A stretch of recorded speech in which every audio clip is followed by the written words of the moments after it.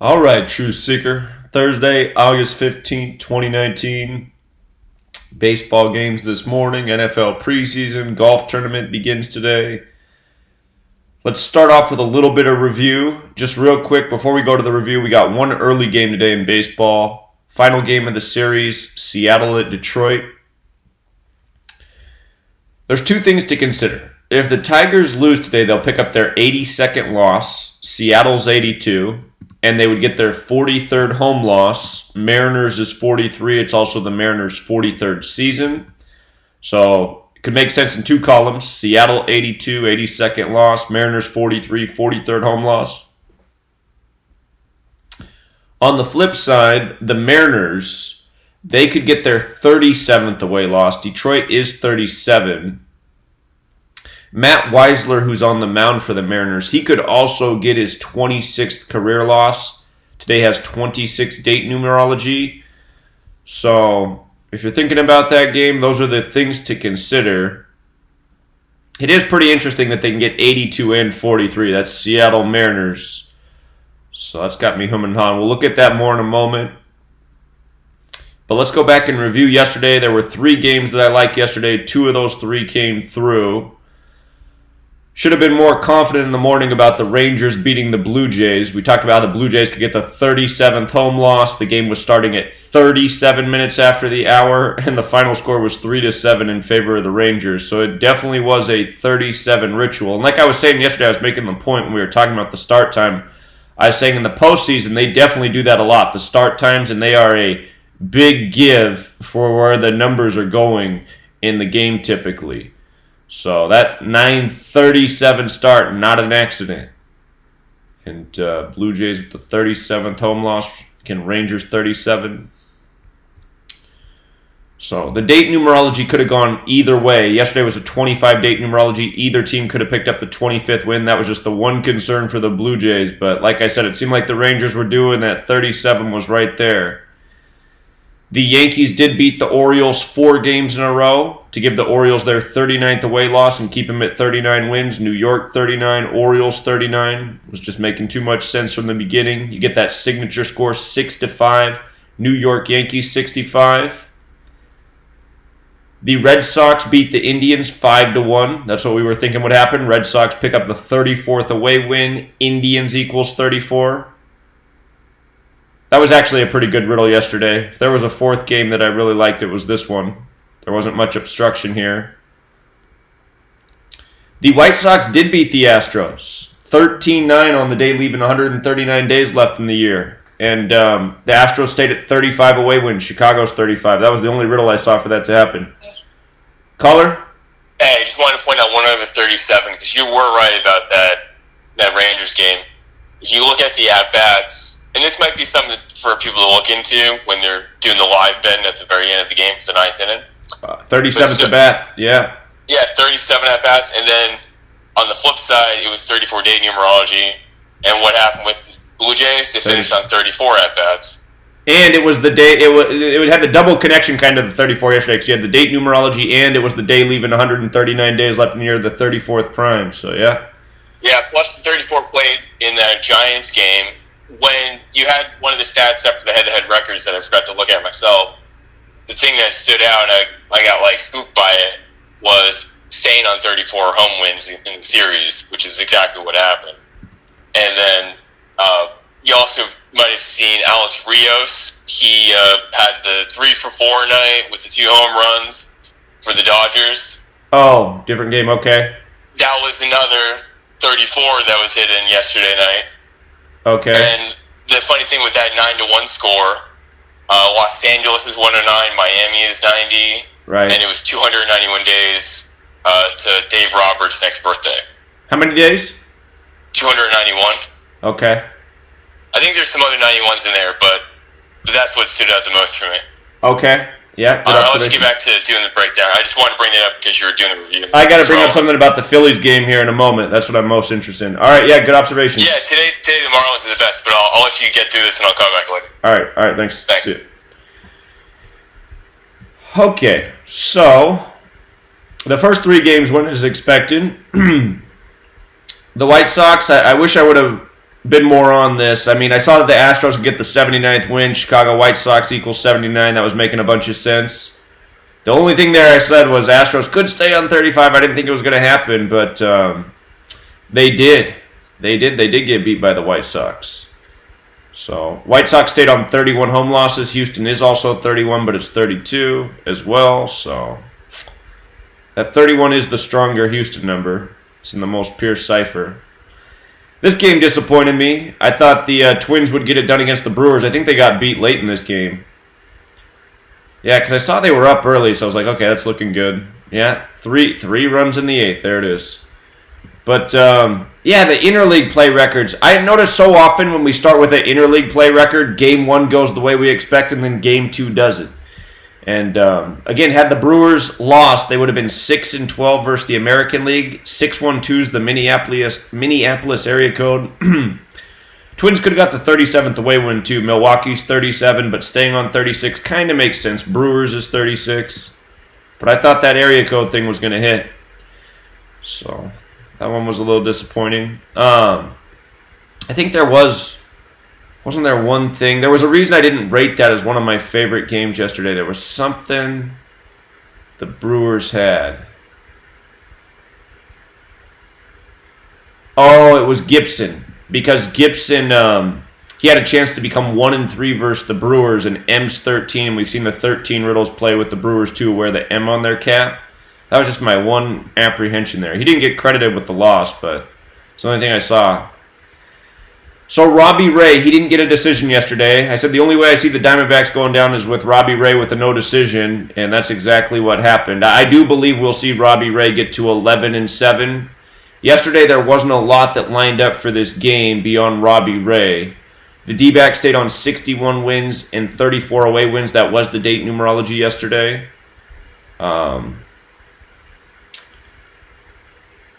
The Padres game I liked because both pitchers' records made sense with the win and loss, and that's exactly what happened. Cal Contrell became 6-3, Rays equals 63, Padres 63, so I really like that. And then Beeks had a chance to become 5-2, Tampa Bay Rays 52. So that was right there. That game was a nice payout. The A's and Giants, they screwed up our interleague play riddle. You know? And what was it? There was one other thing about that game. I didn't rate that as one of my top 3 games because I think there was one concern. Oh, yeah, it was Homer Bailey. Bailey had the chance to become 5-0 against San Francisco. We know how big that number 50 is in San Francisco. They didn't host Super Bowl 50 arbitrarily. The 49ers didn't start 5-0 in Super Bowls arbitrarily.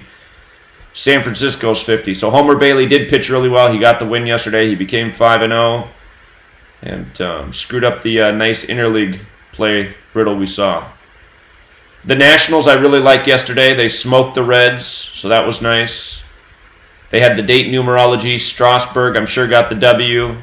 Strasburg became 5-1 for his career against Cincinnati. Cincinnati 51. We see that play all the time. So that was one of the games I really liked there.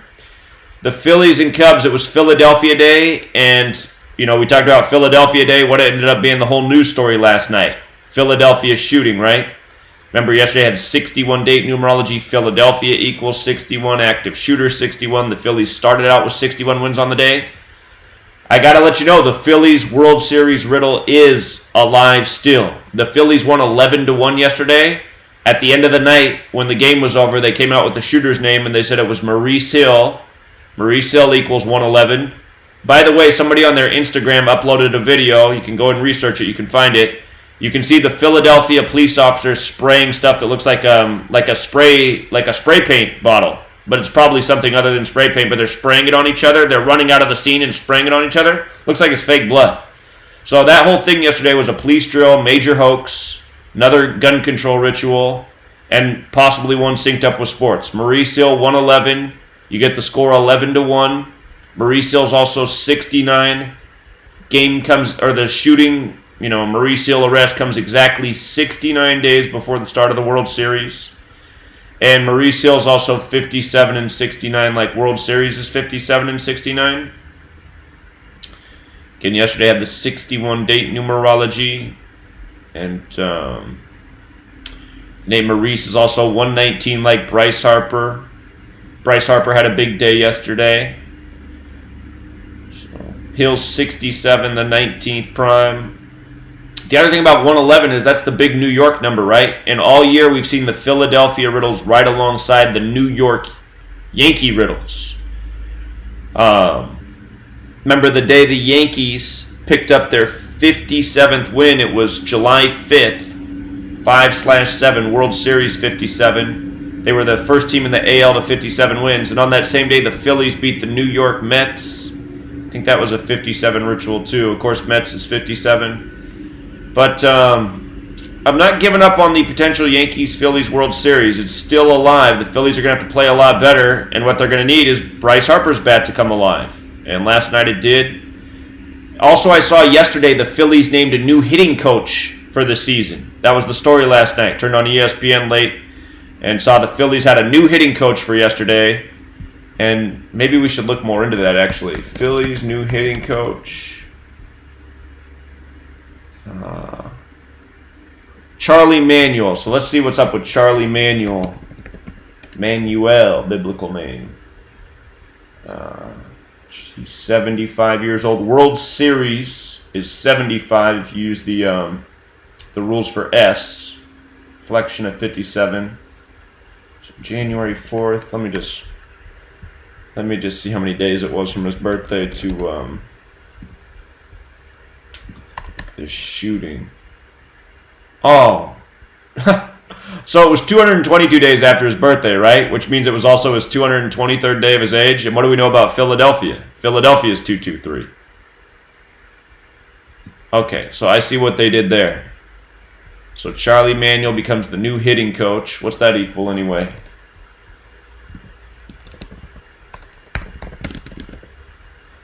Hitting coach 163, like Major League Baseball.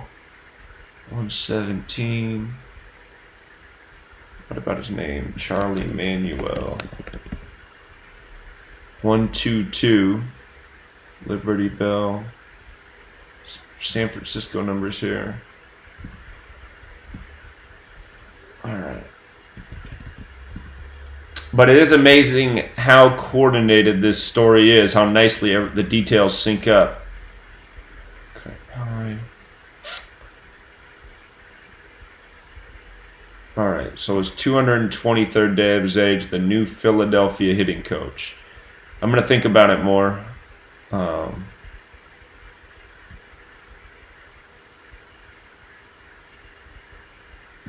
yeah, there's definitely something going on.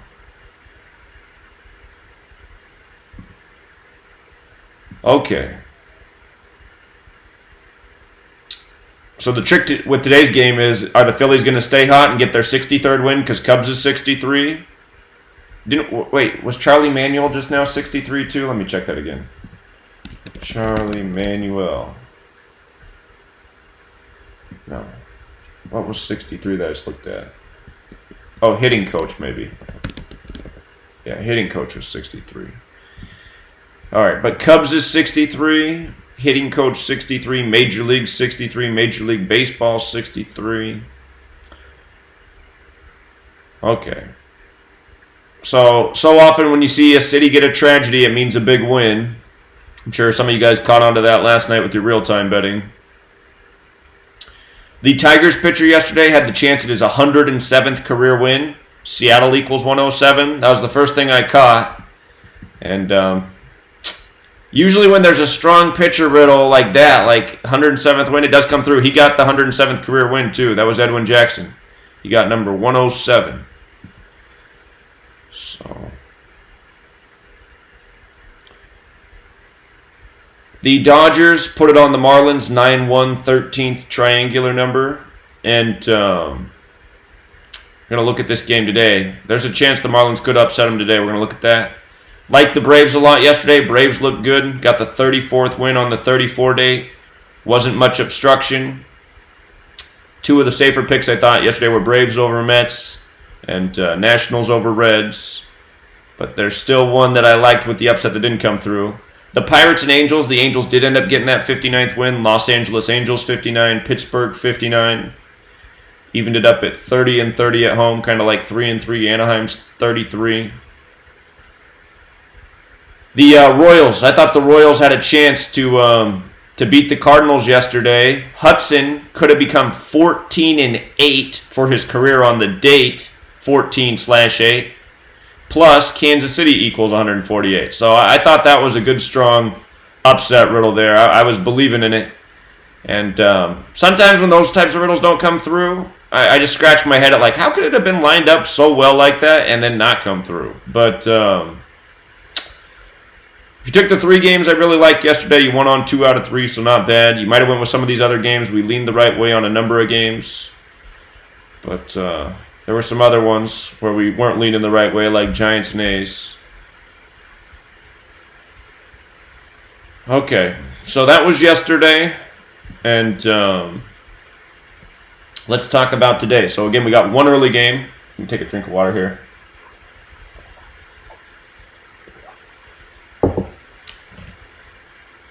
Okay. First game, again, Mariners at Tigers. If the Mariners won this game, the Tigers' record would make a good deal of sense because they'd have 82 losses, Seattle's 82, and they'd have 43 home losses, Mariners 43. It's the Mariners' 43rd season. So very interesting how that can line up in both columns. But if the Mariners lose, they get their 37th away loss. Detroit is 37. And Weisler, he could get his 26th career loss, and today has 26 date numerology. Today's date numerology is 26, 35, 62. Lesser date numerology is 42, day plus months 23. It's the 227th day of the year. 227 is the 49th prime. Might want to pay attention if there's any 49s on the board. Well, there is one for the Mariners. They could stay on 49.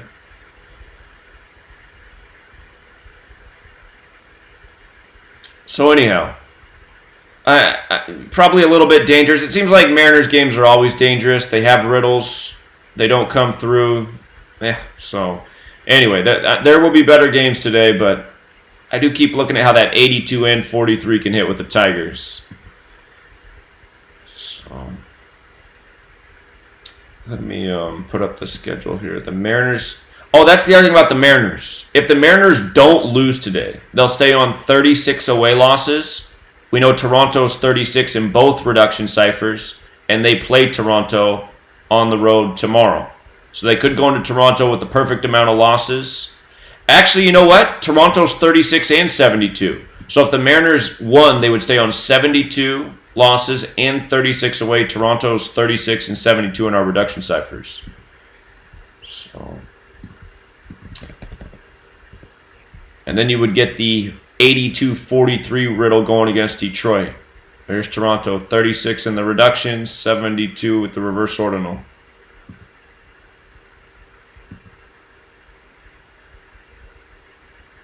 I don't think the Tigers have any connection to 50.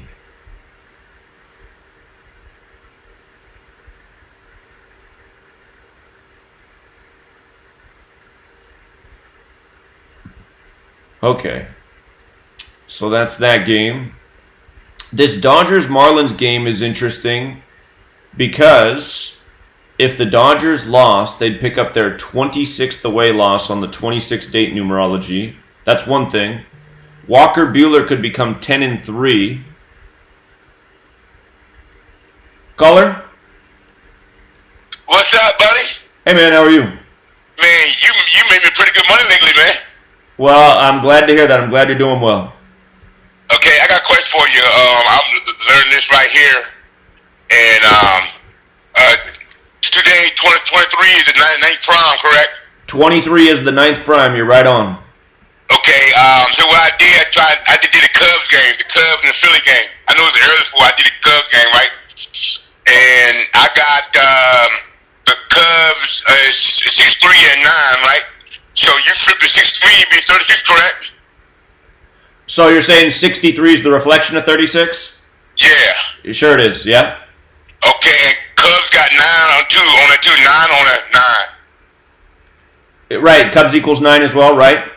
Yeah, and I see the Cubs represent 37, and Philly can be 37 and 28 home. Philly can, and Philly rep 6'5", and the Cubs give you 6'5" today. Yeah, that's what makes that game tough, because the Cubs could get that 65th win. Philadelphia's 65. That's a big number in Philadelphia, but the Phillies can also get the 63rd win. Cubs is 63 and the 37th home win. Chicago's 37 and stay at 26 losses on the 26th day. So I think that game's pretty tight, but I'm wondering if maybe we see the Phillies get on a hot streak here after the shooting story in the big game yesterday with the new hitting coach. So yeah, I mean, they were kind of strange, wasn't it, man? Right. Okay, one more thing. I got the Cub pitcher.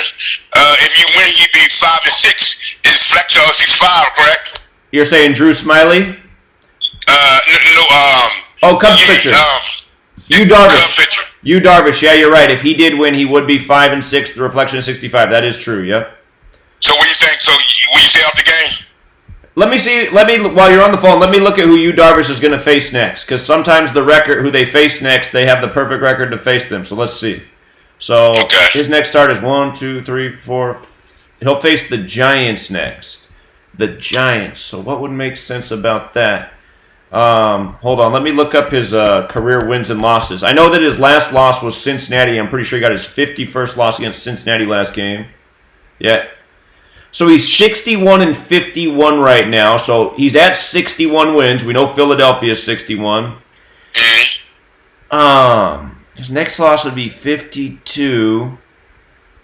52 is associated with prophecy, which is a little more abstract. Philadelphia gets its name from Revelation, the book of prophecy.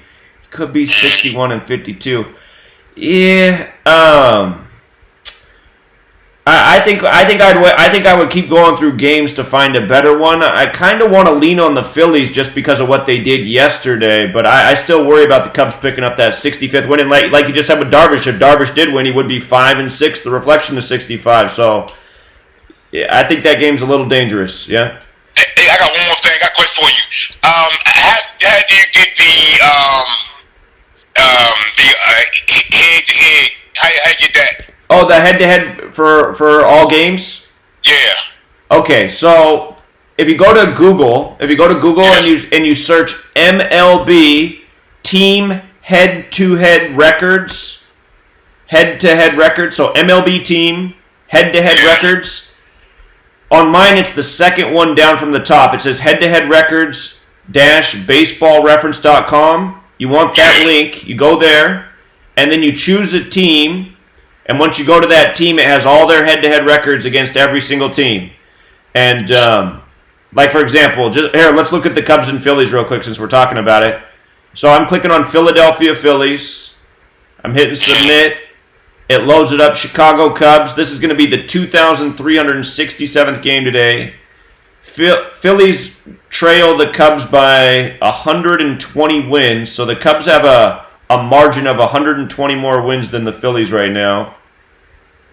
And at home, the Phillies are plus 22. They've won 591, lost 569. So they're plus 22 against the Cubs at home.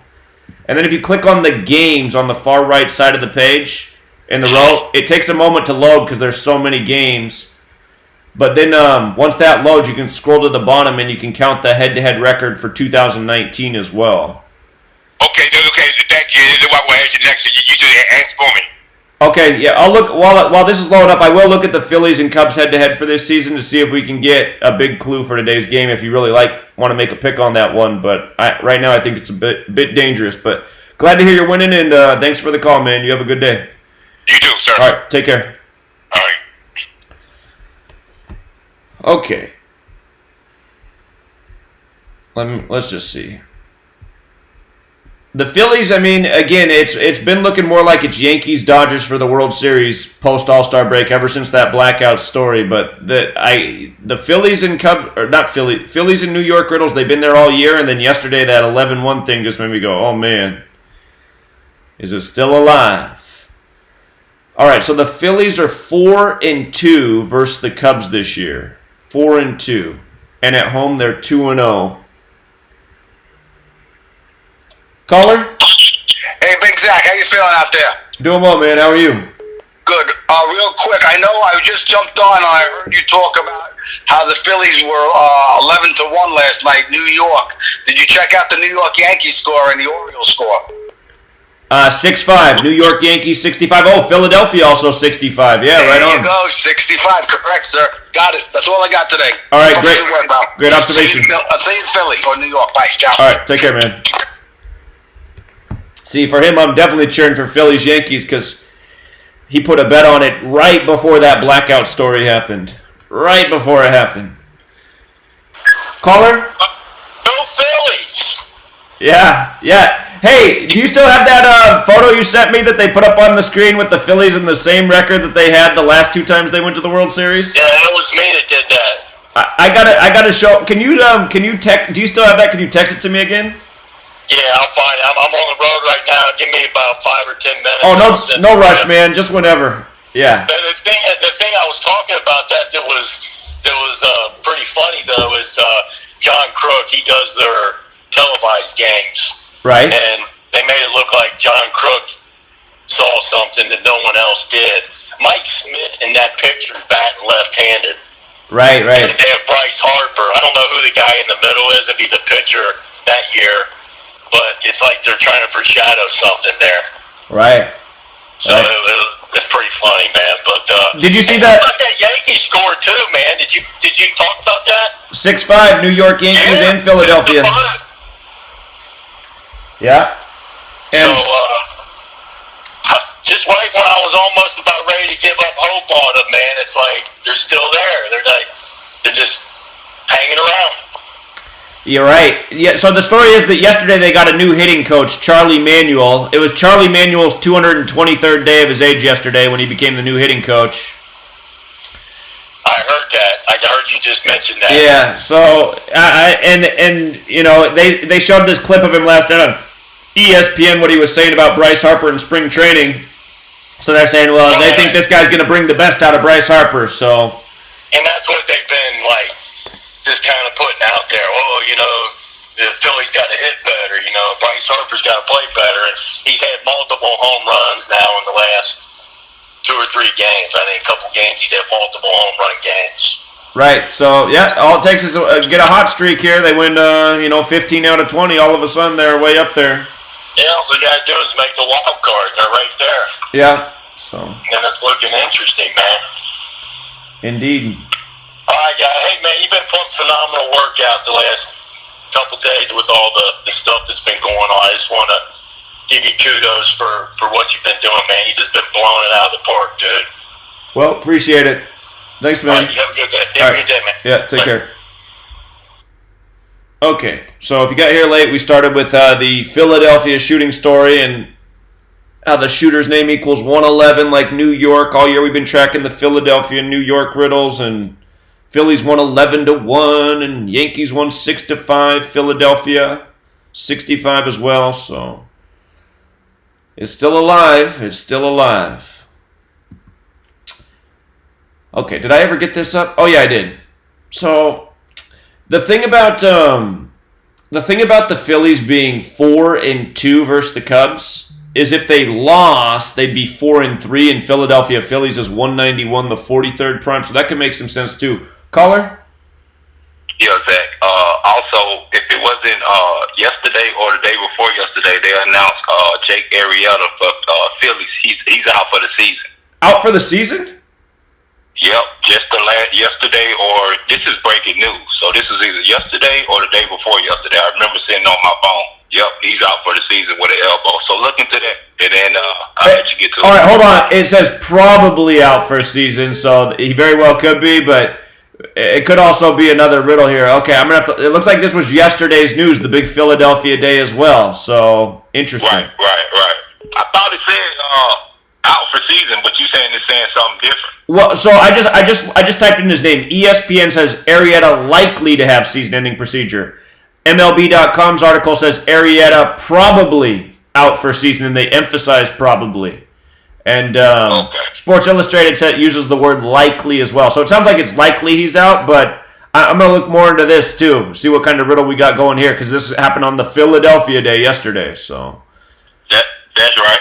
Yeah. All right. Yeah, thank you for that. Good observation. I didn't know that. All right, take care. So let's see the emphasis on probably, what that equals, and then I just want to see how many days it is from Arietta's birthday. Probably. So probably is 37 like Chicago, 91 like Chicago Cubs, because this happened while they're playing the Cubs, 125 and 44 like numerology. And I think Philadelphia has a 125 connection. Is it Philadelphia, PA? Pennsylvania? Philadelphia, Pennsylvania is 125. Okay. What's Arietta's birthday? I always remember when he threw the first no-hitter of the season 46 days after his birthday. That was back with Chicago. Chicago and no-hitters 46. Oh, yeah, and he used to play on the Cubs, too, duh. And they're facing the Cubs. So many callers in this game. The one thing I wanted to bring up, you were staring right at it when you pulled up the Yu Darvish stats. He's on 61. What did we see yesterday with Homer Bailey? He was on 76, the number of the city. So today, the Cubs get their 65th win. Right. Darvish get his 62nd win. On the 62 date. On the 62 date, yeah. Plus, there's that 54 date numerology in the Hebrew calendar, and the Cubs are on 54, 48 NL wins. They go to 55. But the more interesting thing was the Phillies are 54 and 53 against the NL, so they could go to 54, 54. And they could stay then on 62 season wins. It's also the 36 date numerology tomorrow, as well as 27. So the Phillies showing 36-27 tomorrow would be very fitting. And the Cubs get the 33rd night win, then go to 33-38. That would be like a 6-2 reduction, which also master numbers with the 33 and 11. And then the Phillies would have a 15-11 record against the NL Central if they lost. That's another 6-2 reduction. And Darvish, we've already mentioned that 5 and 6, but it's also interesting too because that 5-6, 6-5 reflection. Well, if you look at the Cubs' record, that's exactly what will be the case if they win, 65 and 56. Right. I hear everything you're saying. They're all great points. I still just worry a little bit, just in case all of us on the switch is flipped here with the Philadelphia story, because they can get their 63rd win. Cubs is 63, hitting coach is 63. They just switched the hitting coach. They can get the 37th home win. Chicago's 37. They could stay at 26 home losses. But I personally wouldn't bet on this game just because you got that riddle on the other side too. We know how it is. I mean, you can have 8 riddles on one side, 1 on the other, and sometimes just that one riddle will come through. So. Well, the other thing too is, like, let's say Darvish does win, he would be 5 and 6. But if he lost the next game against the Giants, he'd be 5 and 7, which is a reflection of 75, which is the number that's important for San Francisco. Sure, so you could make... Right.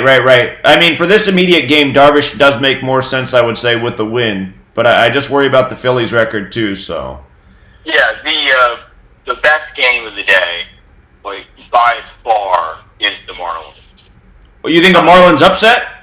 Yeah, I am... Like, it's 100% sold on it. If it doesn't hit, then I'm going to, just stop doing this because... Well, hold on. Just remember, though, I mean, the Marlins upset does look really good because Caleb Smith can become 8-6, Marlins is 86, Walker Buehler could become 10-3, like 103, the 27th prime, Miami's 27, Dodgers can get the 26th away loss, but we know... way more than that. Way more. Sure, there is more, but the thing is, the Dodgers are the team that bust riddles a lot. That's why they have the league's best record, so... Yeah, but this is synced up with the Super Bowl. This game? Yeah, it's 171 days to the Super Bowl. Mattingly's 117 days from his last birthday. Dodgers equals 117.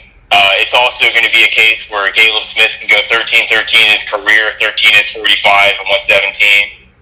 And they'd be getting their 45th win in Miami equals 45 against Walker Buehler. And staying on 75 losses against Walker Buehler equals 75. So it's very fitting. And if you look at, the rest of the thing, so today has that lesser 42 day numerology. The Los Angeles Dodgers equals 181 English ordinal. David Ray Roberts equals 181 English ordinal. And so it's a 42 sync all over this. So the Dodgers, if they lost, they'd be 7 and 56 on the 8-15 day numerology, which would be a reduction of 72. And so you also have the Los Angeles Dodgers equals 73 full reduction, as well as Dodgers equals 72. So the rule of Coelho would fit nicely with that either way. And I've already mentioned the Super Bowl stuff. If you look at the Marlins, they've improved to 12 and 11 against the NL West, like 32 production. Marlins equals 32 full production. The initials for this pitcher is 32 as well. C. Smith is also 72-27, which is synced with him facing the Dodgers today. And if you also look at Mattingly's birthday, it's 420. So it fits perfectly for them to have this 42 ritual where a guy's got the birthday for it. And Mattingly's full name was 310 reverse ordinal. And Smith, the Marlins pitcher, he wears 31.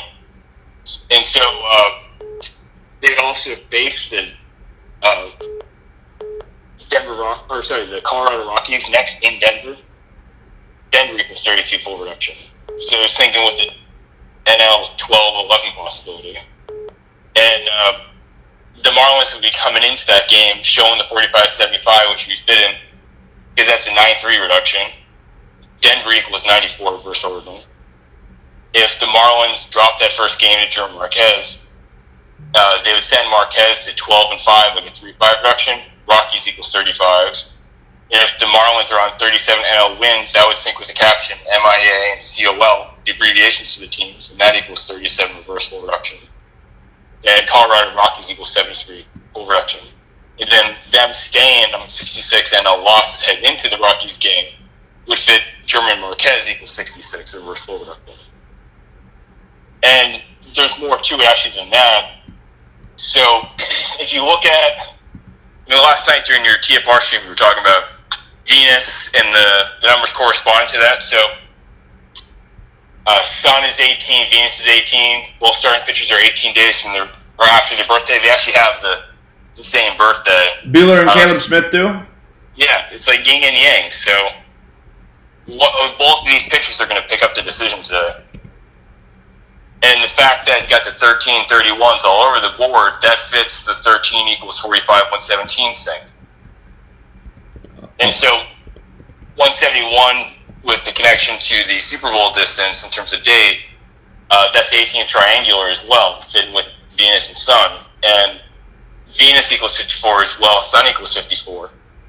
So this is definitely a Super Bowl sync because Super Bowl 54 is in Miami. Buehler would get his career loss number 9, Sun equals 9, Venus equals 45, the 9th triangular, which also syncs up with Miami equals 45. Venus equals 1035 in Jewish cipher, the 45th triangular. Dave Roberts would get regular season loss 243. We were talking last night about 243 Earth days in Venus. The U.S. is 243 years old. It's 42 days after the U.S.'s birthday. The Marlins could get head-to-head win number 91, the 13th triangular. I think some of these things are interesting, but you might be bringing in too much information, like measuring from the nation's birthday and stuff to the game, because I'm not sure that, would that apply? What you just said with the pitchers, my only concern is for both of them, it's their 19th day of their age. 67 is the 19th prime, and the Miami could get their 67th loss versus the NL.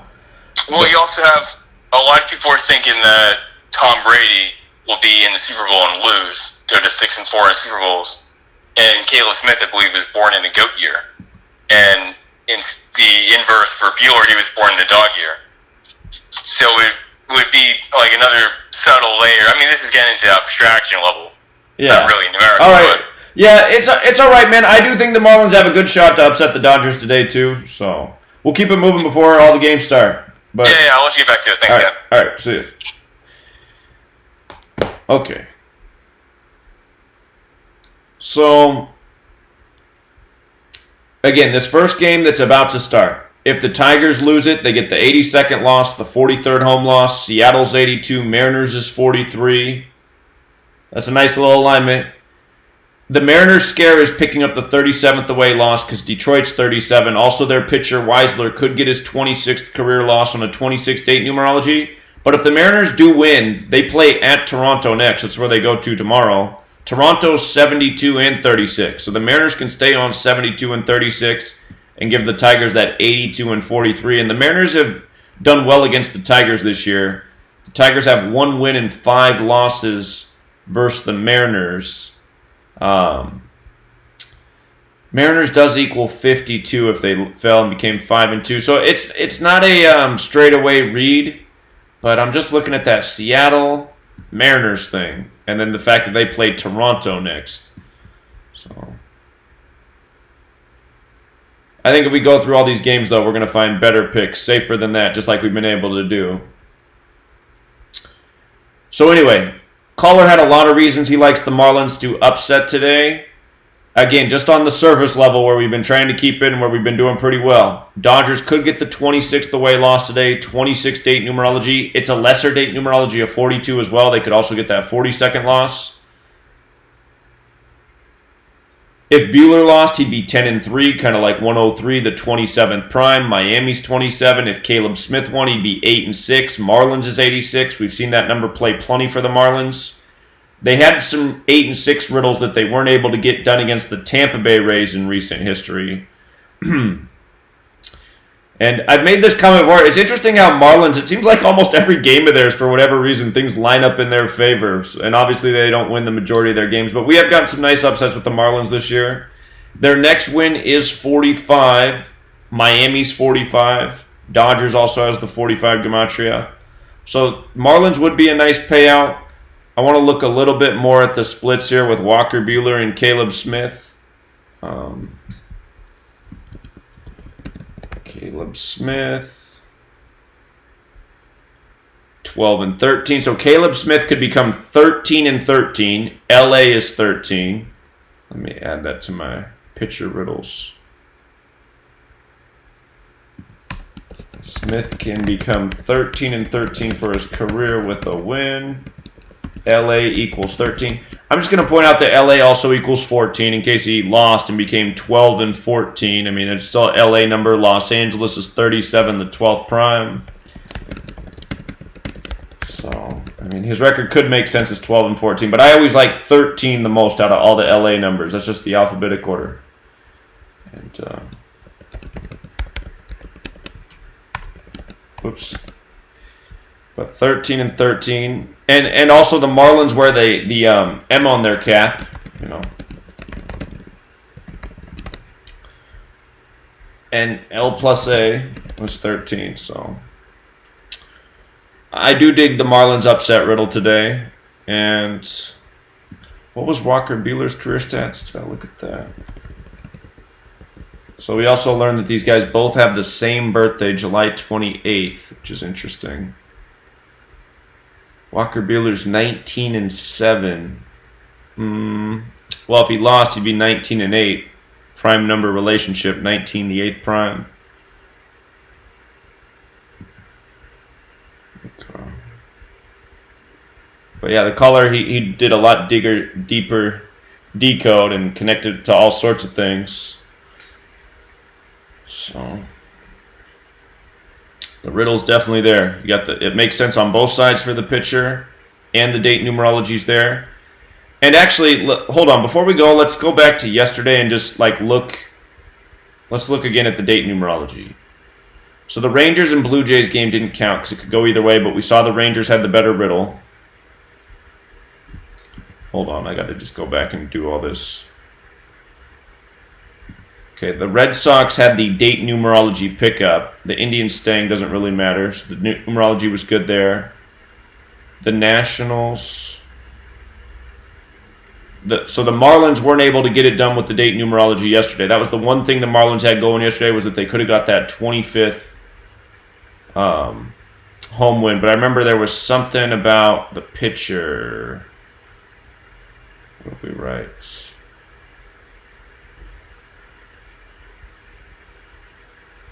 Kershaw, we saw Kershaw could become 3-2 at Miami. Marlins was 32, and how it would make sense if Kershaw didn't pick up that loss because it might come against the next opponent. So that's what we're saying, the Kershaw riddle.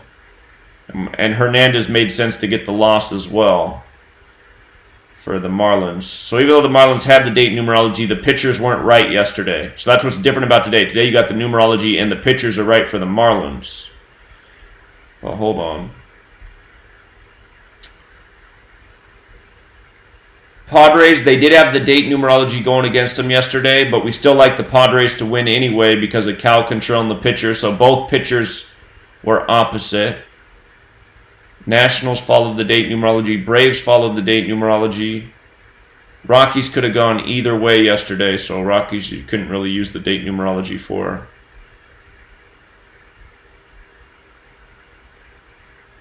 We got the 25th win versus the NL West. That means today they could get their 26th win versus the NL West.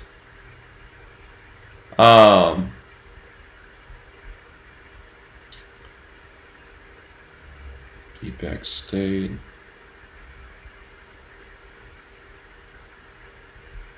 Okay, and then that 60 path wasn't real helpful yesterday. So anyway, the date numerology games were good yesterday, except for where the pitchers disagreed. And again, our whole goal right now is to find date numerology and pitcher agreements, and we were able to do that yesterday in 2 games, and both of those came through. That was the Nationals winning and the Braves winning.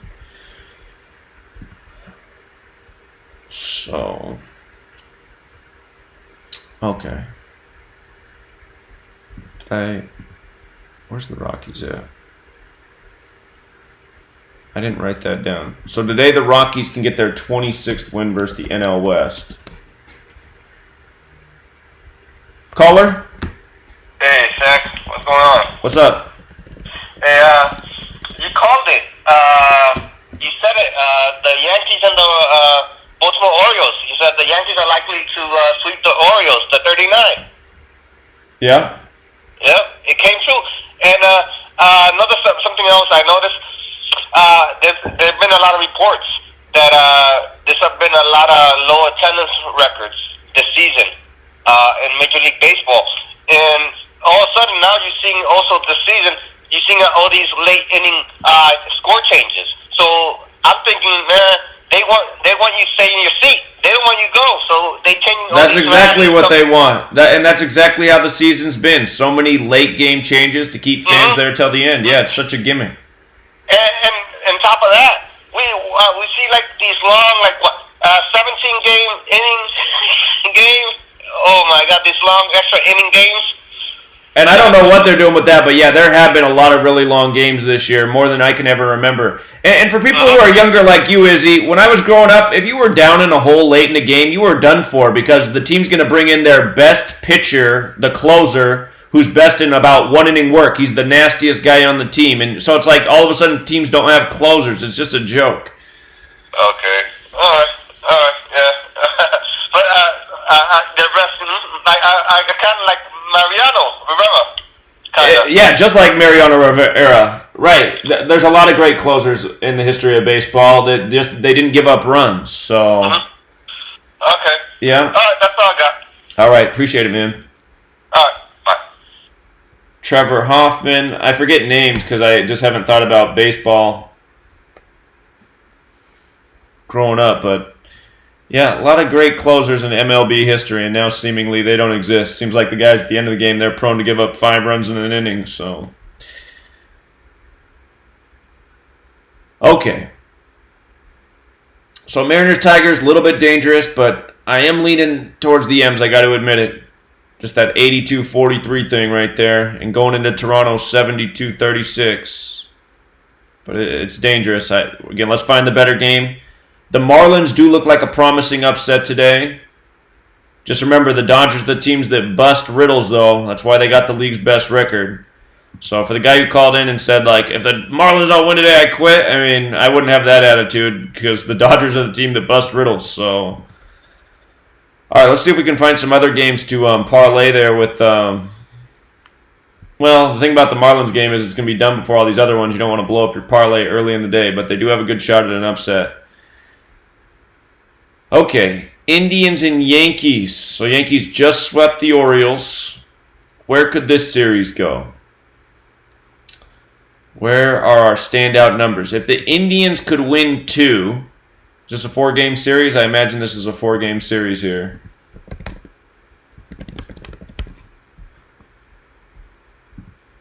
Two 4-game series in a row for the Yankees? Yeah, it looks like it. So, if the Indians could win 2, they could get to 74. We know about that number, New York Yankees 74. they'd get to 35 away wins. Yankees is 35. Ooh, but I see that if they lose 3, they're at 26. That's even the more important Yankees number. So, makes it a little bit tough. Yankees come in on 47 home wins. Indians 47. Where would it make sense to go? Cleveland Indians. Do they have some 80-something connection? No. I'm gonna need to look at the head-to-head record for these teams. See if there's something there. New York Yankees. They are at home, right? Yeah. Cleveland Indians, dominant record at home. Plus, what is that? Plus 208 wins at home. They've won 208 more than they've lost against the Indians at home. That's a pretty big margin.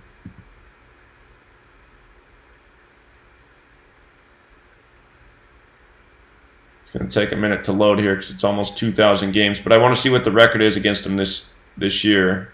Then we'll look at the pitcher splits.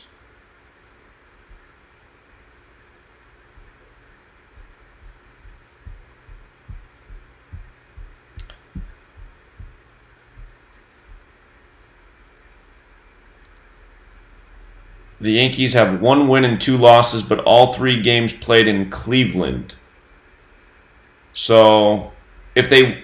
no, never mind. It's a 4-game series.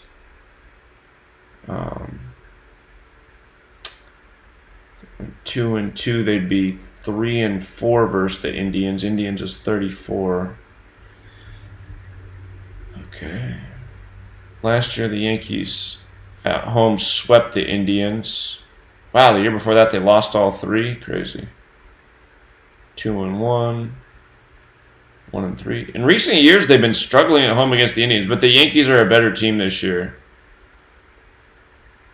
And this is during a period of time when the Indians were one of the better teams in the AL, so it's a little bit different this year.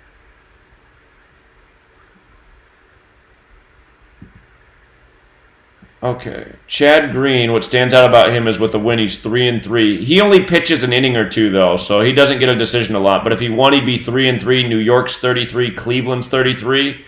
That makes me think that maybe the Yankees come out and hit well in the beginning to give this guy an early lead so he could get that win. Because, again, he doesn't pitch much. So for him to get a win, he wouldn't even... Wait a minute. You have to pitch so many innings to get credit with the win, too. And I'm pretty sure he doesn't pitch enough.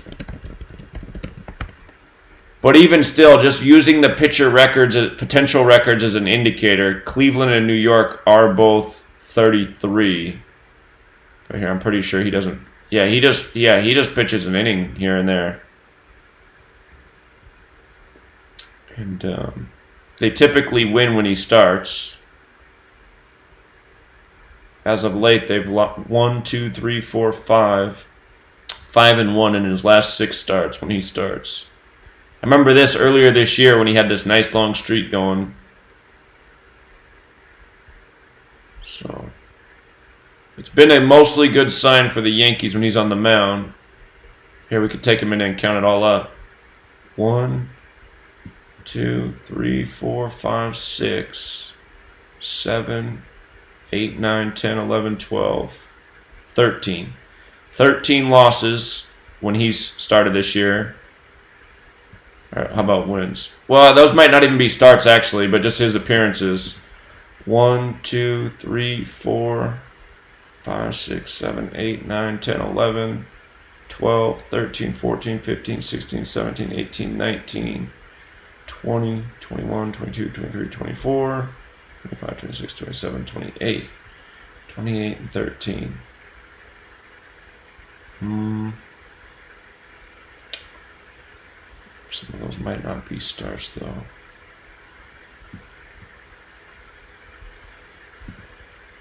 Huh. All right, let's look at Plutko more. If Plutko lost, he would be 4-4. Yankees is 44. Yesterday, they retired the jersey of Reggie Jackson. Jackson 44. And did Dylan Bundy get the loss yesterday? I want to look that up real quick if he got credited with the loss. He did. So Dylan Bundy got his 44th career loss yesterday. Jackson equals 44. They retired the Reggie Jackson jersey. Yankees is 44. So today Plutko could become 4-4. And let's see. 1, 2, 3, 4, 5. He'll face the Mets next. I don't think that really matters. Let's look at his stats a bit more.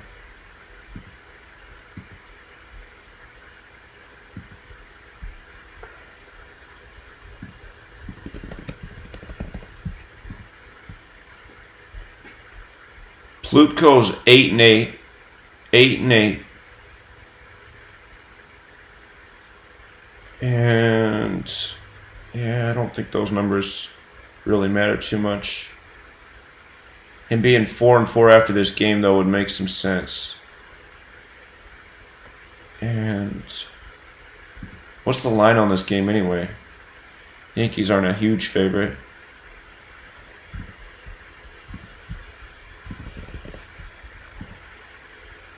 Chad Green. It's interesting that the series begins on a 26-date numerology, and something I've been trying to pay attention to, but I still haven't been able to come to a conclusion, is if a series starts on a number that corresponds with a team, and that number can be reached in a record during the series, how often does it end up there? So like today's 26-date numerology, Yankees is 26.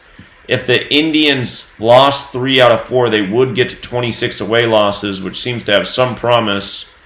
But I'm also seeing how they could just get to 74 wins. New York Yankees is 74. If they only got to 73, Yankees is 37, the reflection. They'd have to win all 4 in New York to get to 37 away wins. I don't see that. But they play the Mets when they come out of this series. Is there anything that could make sense with that? If they got swept, they could stay on 33 New York number. New York Mets.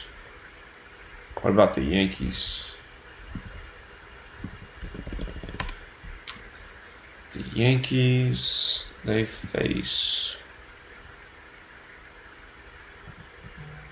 the Athletics next. Caller? Hey, good morning, Zach. How's it going? What's going on, man?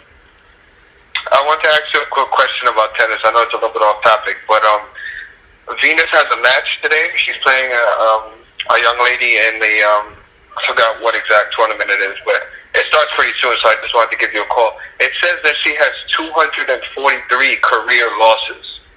And we learned yesterday that Venus has a rotational period. A day on Venus is 243 days on Earth. It takes 243 days for it to make a full rotation. So I think there's something about that. And the U.S. just turned 243 years old, and we just saw the death of the Steelers coach 243 days after his birthday, and his name equaled 54 like Venus. So. Yeah, so, I mean, she has 806 career singles wins and 243 career losses. I don't know if they're 806 or 807, if you know anything with that number. Not off the top of my head. Did you check like the name of the tournament they're playing in and the opponent and all that? No, I will check that. I don't want to keep you on the phone, but I just wanted to say that it was kind of funny that she's on 243 career losses. It's kind of crazy. Right, and we're learning all this stuff about Venus and 243. I think that's actually going to be huge for us this football season because this is the year of Super Bowl 54 and Venus is 54, and we already saw the ritual with the Steelers coach Daryl Drake, whose name's 54, so yeah. Okay. Yeah. All right, no problem. Pay attention to that today. I will too. I want to see if Venus stays on that number. I think we're gonna have to sharpen our astrology game and see like what the deal is with like Venus, the way it moves, and all the different terminology. I think maybe this could be a big clue for us this football season. So. Yeah, no, I definitely agree with you on that. And also one other thing, it's kind of, I also wanted to say, what do you think about maybe like getting together like once every 60 days or 90 days? You know, like start growing your community like that with like meetups and stuff like that. So, serious thing that I'm considering right now. I'm thinking about buying a house and having it be like the real world of Gematria Truth seekers. People don't have to live there forever, but they can come live in this house and study together and do this research together. Maybe even like get a group of people in this house like working at the sports thing together. And essentially, what I would do is I'd pay for the bill for the house and food, and these people you'd have to pay for your other like fun and expenditures that you want to do, but just have a community and come together.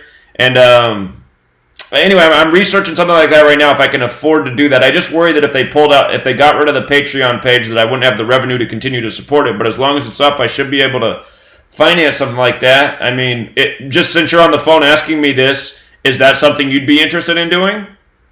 I mean, honestly, I live all the way in New York, and if it was something that you did like quarterly, like 3-4 times a year, or like 5 times a year, that was something I would definitely try to see if I can make happen for myself. Because just getting in the room with you and being able to talk to you and other people like-minded and stuff like that, I feel like that's so valuable. And there are a lot of people that would want to like meet up and try to grow this whole thing. Besides the sports and this, Of course. So yeah, I wish to push you, but obviously, whatever makes sense for you, however you want to draft it out. Okay, well, I'm trying to figure out something like that so that we can actually form a place in person and have more of like exactly what you said is what I want to do. So I'm just trying to figure out the way to do that. So. Yeah. I mean, well, now that you put it out there, I'm pretty sure a lot of people will be calling in with better ideas. So. Okay. All right. Appreciate it, man. Have a good one. All right. Yeah. Take care. But yeah, I'm trying to figure out how to build this network and take it to the next level. Because honestly, I wish instead of just like me here in this room each day, it was a group of like 5 of us, and we'd all did our decode and compared our notes. Caller. Hello. Okay, there we go. Yeah, I just happened to have you on, man, and I got my cousin on the line, Professor Aquafresh. So I just heard what you just said. That's a hell of an idea. And yeah, that'll work. Everybody just go to the house. It'll be like you just said, the real world. Man, that should have paid for itself after year 1. If everybody is doing, that's essentially your dream, right? How would it pay? I wasn't thinking about it as doing it like a for-profit thing. I was just thinking about doing it as like just paying for the house so people can come there and stay there for like a week or a month or God, I don't know if somebody just wants to stay there if they. So anyway. But I wasn't thinking about it like as a moneymaker thing, just more as like a way to create a community and just get people who are willing to do that. So, I mean, yeah, but like with what it'll. All right, let me break this down for you. So you wouldn't be having to do what you do every single day of your life because the team will be doing it in that house. You know what I'm saying? And then that's going to generate revenue, and then you'll be able to build that network. You know what I'm saying? Like, you're doing what you're doing. It's just you got a team now. You understand what I'm saying? Right. So that's what I mean by it'll be self-sustaining because of course you'll be making money. It'll be more people in tune instead of how many people you got watching this shit, right? How many people? Let me see. You got 54. It says 54. Okay, so you got 54 people viewing right now. You gonna add at least another 0 to that if you got guys from all different parts of the country or the world in a house together doing this, and then we go all out, do it like the real world. You know what I mean? Take it a step further. So where, it's like, all right, we being filmed, we decoding. Shit, HBO might pick that up. Okay, so I wasn't thinking about filming people in the house, but I mean, just an idea. Yeah, I'm just saying. Okay. But nah, it'll pay for itself, Zach. Like that will pay for itself. Like I understand, like yeah, you'd have to support it or whatever. But my thinking is, if all these guys, like all you boys that do the same shit that you do, that's regurgitating your work, your Simple Truths, your Chigozies, the Children of Israel, whoever I'm missing. Bow and Arrow, all them guys is in the same house doing what you do, then you got more time to think about other things, to think more outside the box, to create your dream that you talked about. You know what I'm saying? That's what will do that. Instead of waiting on somebody, like all you millionaire listeners or whatever and betters to back you, You do the shit yourself, and that's the way to do it. Damn, that's a hell of an idea. I just happened to have you on, and it was so low because we was on the phone talking. I'm like, wait a minute, and I cut it up, and I heard you say that. But yeah, that's right on time, man. That's the idea. That's what you should do. That's a hell of an idea, Zach. Well, so then the next thing is, where's the house got to be? I mean, for me to manage it, it would have to be close to where I am, so it would have to be out here. And honestly, where I am is not a bad place to be. So. Yeah, I remember you told me that, and that's fine. Shit, like, you know, for the dude that said he lived in such and such, the dude ain't really interested for real. Anybody that's serious about any of this, they gonna come to wherever the fuck they gotta go to get to you. Period. If Sure. they not, they ain't serious. As Well, simple as that. well, I mean, the reality is, like, people are held down by their, like, I'm held down. I mean, I'm serious about this work, but I'm held down by my woman. She doesn't want me to go anywhere. She freaks out anytime I say I'm going to go anywhere, and I mean, that's hard on me. So, so I understand what keeps people close to home, but, so. Yeah, I get you. But for the people that ain't, you know what I mean, that ain't in that situation, you know what I mean, they the ones that need to be on it there. It's as simple as that. Like, I just told the guy, I didn't go into detail yet, but I told the guy, like, look, you know what I mean, we can link up. I understand you all the way across the country, you know, but hey, if we got, you know what I mean, if we got the goods and we know this shit can make some money, then it ain't gonna be no question. Like, you know what I mean, it's like, what are you willing to do? That's what you got to ask yourself. Whoever you are, listen. What are you willing to do? What are you willing to sacrifice? Because anything you want in life, you got to make sacrifices for. Period. End of discussion. We know this. Well, that's so true. What are you willing to do? Zach, you make sacrifices every day. Your woman ain't left you. Your woman's still there. She got with you when you was doing it, I'm sure, probably. So she believed in you. You know what I'm saying? And you got a plan to do something. So if you gonna do that one way or another, I don't care what you say, you gonna do. Right. You know what I mean? So everybody else that's listening, what are you willing to do? What are you willing to sacrifice to get where it is you want to be? Because otherwise you're going to stay exactly where the fuck you at if you don't. Period. So make you comfortable where you at. Yeah. Stay there. Well, that's very true. Stay there. That's very true. Because you ain't going to have no growth or expansion. Period. That's a fact. That's very true. So yeah, I'm right now. I'm real focused. Tomorrow I meet with a company about building a website. I'm going to try to get a website built like I had 3 years ago that got destroyed, where people were able to link up and share this information and exchange information. So I want to do some things that are going to help build the movement, and I want to do it now and not later. So that's my focus right now. So I'll keep you guys posted on this house idea. The first thing I'm going to do is the website, so people can link up through that, and then. The house would be the next phase of the operation that I'm brainstorming right now. So, okay. And the other thing is, I just popped into my head. 3 out of the 4 or 5 guys that I done mentioned, I just realized are within a 2-hour radius of where I am right now in Cincinnati. It ain't nobody offered to say, like, let's link up, like, let's do. That's why I said, man, you find out who's who and who's serious about what. Well, that's why I want to build the site for people. Bow and Arrow is right across the way. I'm in Cincinnati. We all within a 2-hour fucking radius of one another. Sure. You know what I'm saying? Sure. Well, that's going to be the whole point of the website, for people that actually do want to link up and form a network to make it easier to do it and figure out where people are. So, yeah. Yeah.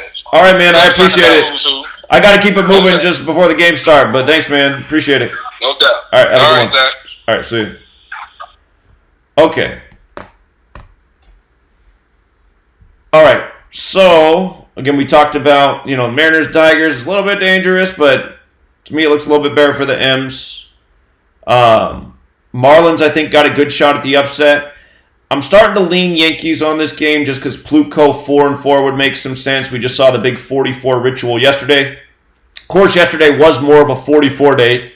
I think yesterday, the Gematria, the day of the week, definitely mattered. Wednesday is 44. There was a lot of 44 yesterday that showed up, including the Reggie Jackson ceremony. But Yankees is 44, and Chad Green probably doesn't get a decision. But actually, let me look at something about Chad Green real quick. Is there a pitcher that typically pitches behind Chad Green? That would be the next thing to look at. Where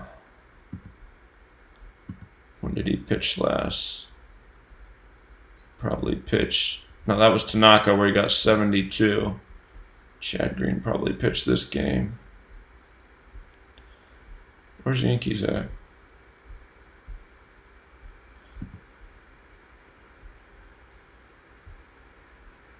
So Chad Green, Tarpley pitched behind him that game.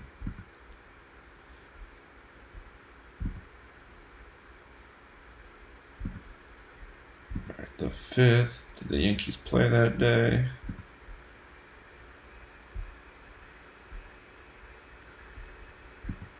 Chad Green pitch 4th.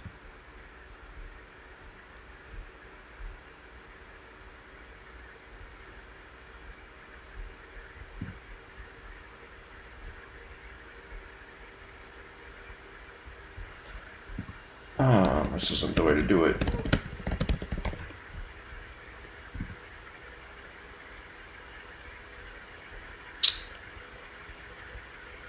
There's 12th. Oh, he pitched the 12th and the 10th because he's just pitching an inning.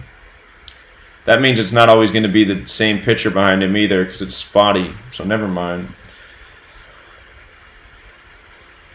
Oh, by the way, we had a phone call when we were talking about Jake Arrieta with his injury thing. From his birthday to the day they announced him out was 161 days after, or a span of 162 days. We know baseball's 162, Major League Baseball's 162, but this 161's interesting too because Phi, PHI, the Philadelphia abbreviation, Phi is the golden ratio, and it begins 1.61. So there could be something to that Arrieta injury, and maybe it doesn't spell doom and gloom for the Phillies like some might think. Arrieta hasn't even been pitching that well this year. Maybe they pull up some young guy and he pitches lights out. So we don't have date numerology to go off of. Yankees next home wins 48 Cleveland. There really isn't a lot to go off of this game. It's just Plutko becoming 4-4 because Yankees is 44, and just the fact that Chad Green's record signals he could become 3-3 because Cleveland and New York are both 33. He won't get a decision, though. All right, Cubs and Phillies. I got to rate this game as dangerous. Again, Cubs can get the 65th win. Big Philadelphia number. They'd be 65 and 56 reflections of each other. So there's that. If Darvish won, he would be 5-6. The reflection is 65. But the Phillies, we just saw the ritual yesterday synced up with the World Series. Phillies could get the 63rd win. Cubs equals 63. They got a new hitting coach. Hitting coach is 63. They could get their 37th home win. Chicago's 37. They could stay at 26 home losses on the 26th date. Again, Darvish. Let's look at Darvish's stats a little bit more carefully. Darvish is at 61 wins, the Philadelphia number. Darvish could get his 62nd win. It's a 62 date numerology. Caller? Hey, Zach. Yeah. I just came across this very interesting article, Gematria related, baseball. This is a title, How Weather Guided Major League Baseball Schedule Makers 2020 Vision. So it's like they talking about how the weather is impacting the games, and they put 2020 vision, kind of like 2020 eyesight, and then vision, kind of Gematria there. Right. And then on top of that, look at the article. Major League Baseball will play games in 2020 where they filmed the game Field of Dreams in Iowa. Right. So who knows? Maybe this article might give us a clue to the World Series. Kind of prediction, vision, 2020, and so they said that little leaguers in Williamsburg, Pennsylvania, games will also take place in London, Puerto Rico, and possibly Mexico. So I don't know if you want to take a look at that article. It's the article is How Weather Guided Major League Baseball Schedule Makers 2020 Vision. And something else also, they want to end the season early because of the 2020 election. They don't. So they made the early start is because MLB wanted the World Series over before the 2020 presidential election on November 3rd. So, Okay. something you want to look into. All right? All right. Appreciate it. All right. All right, see. There's something, I forget what the riddle is with baseball. There's some certain team in election riddle, and yeah, that's something to look into too. I forget what it is. Maybe it's the AL and NL. Something about when the American League wins the World Series, something like that. I gotta go back and revisit that. So I was trying to get Drew Smiley's splits here, see what he's done against the Cubs. And I don't think he's played the Cubs. He has not. And Darvish versus the Phillies. All right, Phillies.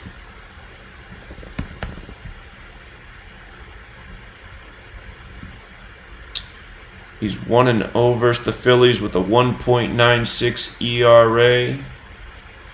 3 starts, 18 innings, 4 earned runs. So he's pitched pretty well against them. What's the name of that thing? Citizens, right?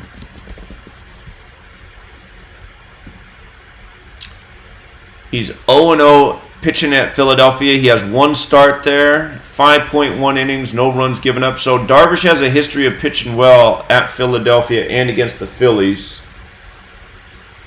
Caller?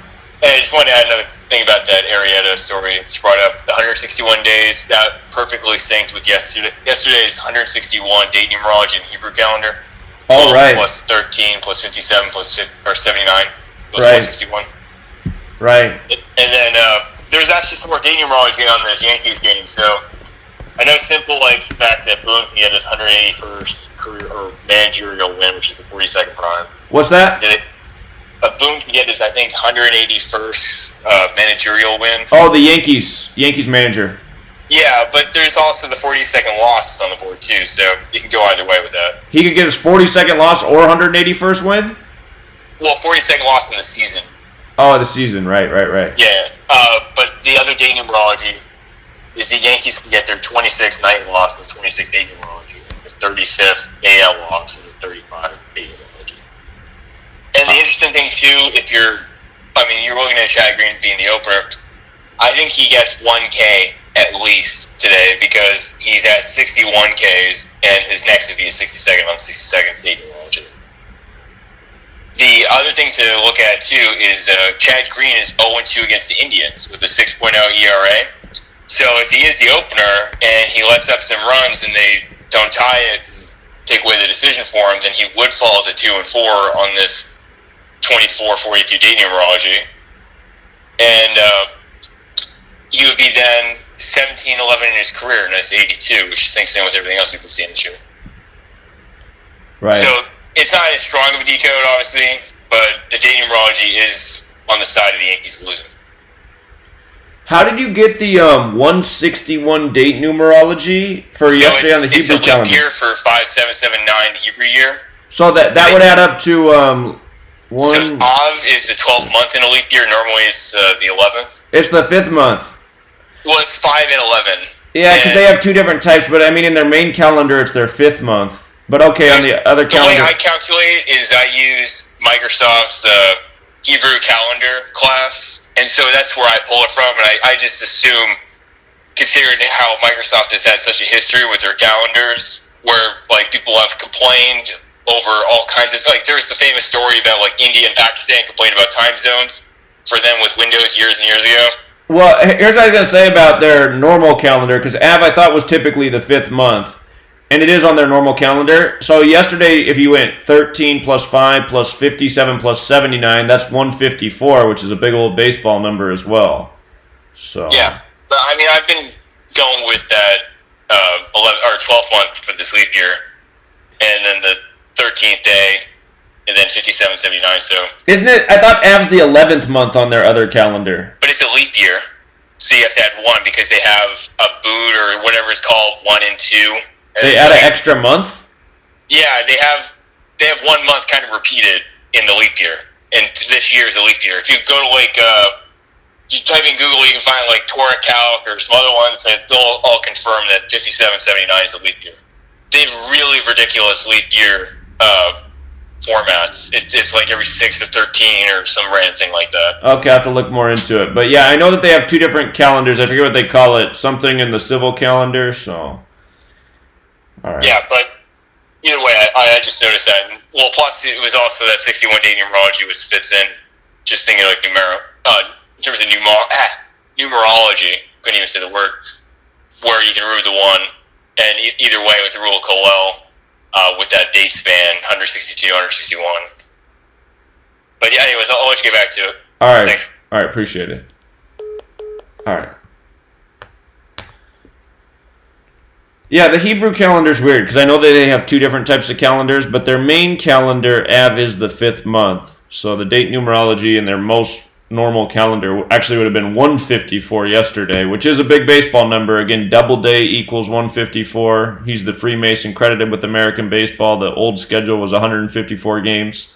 Last year, the Red Sox tied their record amount of wins in their 154th game. And I think Boston Red Sox equals 154 too, if I remember right.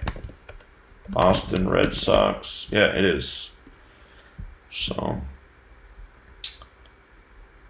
All right, the Cubs and yeah, man, I just the Phillies they've had so many good riddles this year. This game really can go either way. It does look like maybe just based on the numbers, things look a little bit better for the Cubs. But if the Phillies are going to go on a tear, which is entirely possible, and based on yesterday's game, and again they're facing Yu Darvish too, and Yu Darvish is like the kind of guy that you just don't know what Yu Darvish is going to show up. He could get bombed, or we did see he has a good history against Philadelphia, though, and that is worth taking note. Philadelphia in 65 is a big old number, so I really wouldn't mess with that game today. Wait for better ones. If you win on that game, I'm telling you, you get lucky. All right, Cardinals and Reds. Let's see. Where's our numbers that make sense?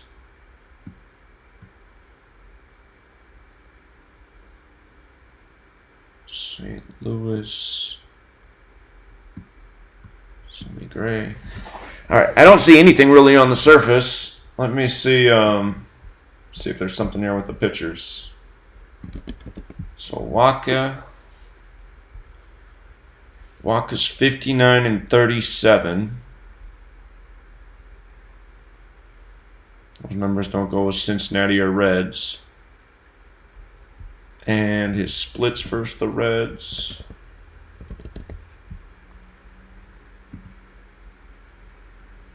Wow. 12 and 1 versus the Reds. Wow, that is domination. 12 and 1. I don't remember seeing a pitcher like that against any team. I don't remember any pitcher ever dominating any team like that. 12 and 1. Why? Why is it like that? Waka. Michael Waka.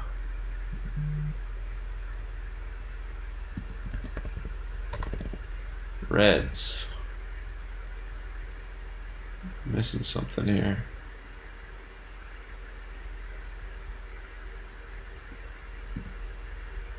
Let's see what his record is in Cincinnati. It must be very good.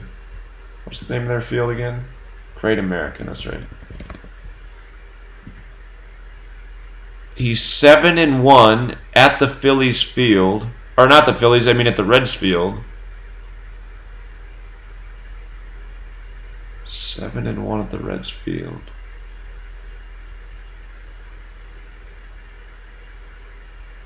Wonder if he was 7 and 0 there at one point. Okay. Cardinals.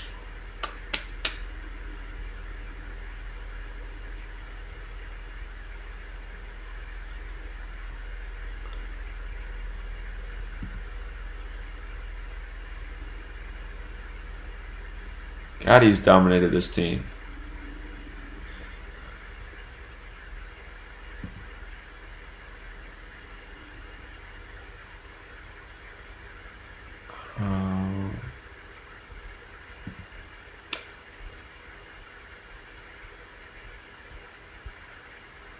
Cincinnati could stay on 26 wins in the NL Central today.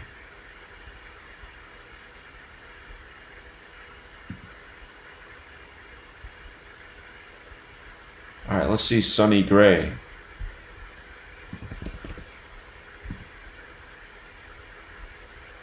Here, let me jot this down first. Waka is 12-1 versus Reds for career. He is 7-1 at Cincinnati.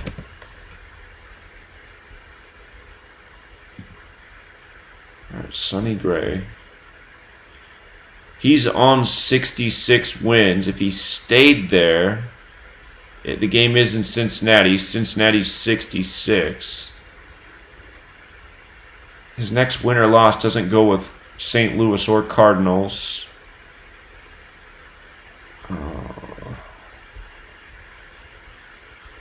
Probably doesn't have a lot of history against the Cardinals. Let's see.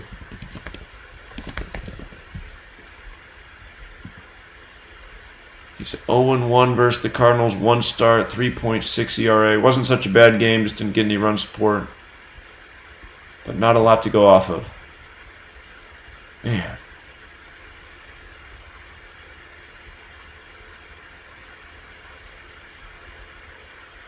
So, it's interesting that Cincinnati's such a big favorite in light of the way Waka has dominated the Cardinals. Let's see who they'll face next.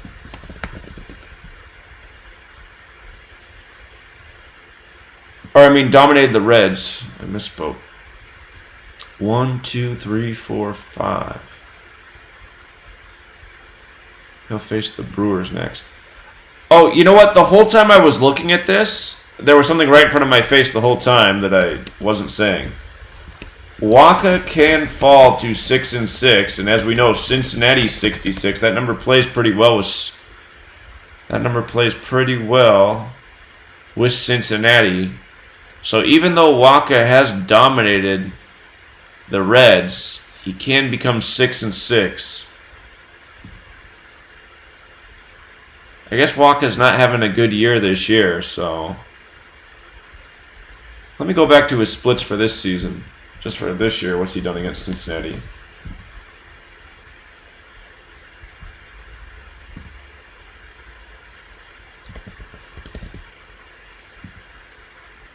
So, yes.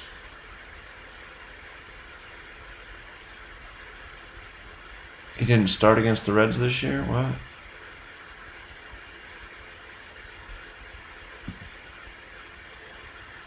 He has 1 win, 2 games, no starts. That doesn't seem right.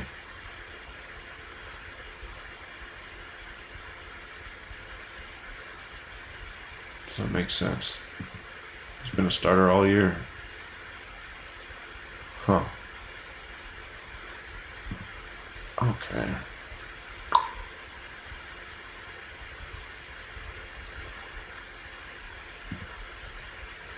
One, 2, 3, 4, 5. He'll face the Brewers next. And his record won't line up either way with the Brewers. But if he did lose, he would be 6-6, and we know 66 plays with Cincinnati. It's just, man, he's really dominated this team historically. And the Reds schedule.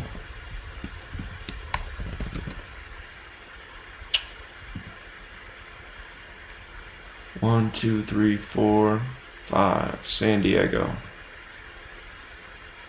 Padres. What do they have a connection to? Padres. San Diego Padres.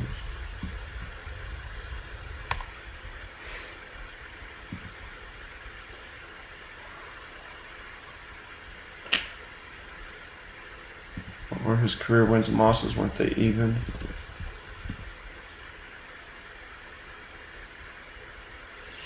Six.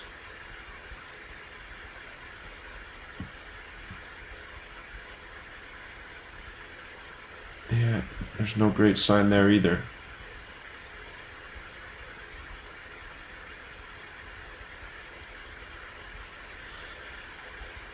Well, man, Waka falling to 6-6 in Cincinnati does make a lot of sense. I mean, that number shows up a lot with Cincinnati. It's hard to go against.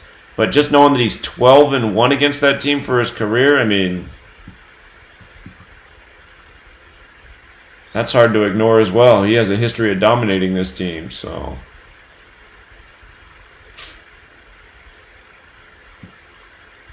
But it does seem that the 66 riddles come through a lot for Cincinnati. All right, the Mets and the Braves. So we talked about how if the Mets lost yesterday and today, they could get to 39 losses. New York's 39, so is Cumberland, where the Braves play at now. What's going against the Braves today is the date numerology. They could get their 26th home loss on the 26th day. We do have a 35 date numerology as well. They could also get their 35th home win. So the date numerology goes both ways, unfortunately, which makes that tough. Mets have a shot at the 62nd win. I don't like that date numerology path, but it is there. If Teheran lost, he would be 7-8. New York 78. Yesterday, that was part of the riddle we used for the Braves to win. Steve Motz had a chance to become 7-8. I'm pretty sure he got a no decision. I don't think Motz lost yesterday. Let me check that real quick. Did he get a decision? I don't think he did. Yeah, he didn't. I think he actually pitched pretty well. 6 innings pitched, 1 earned run. The Braves rallied after he came out. Keuchel pitched well too. So,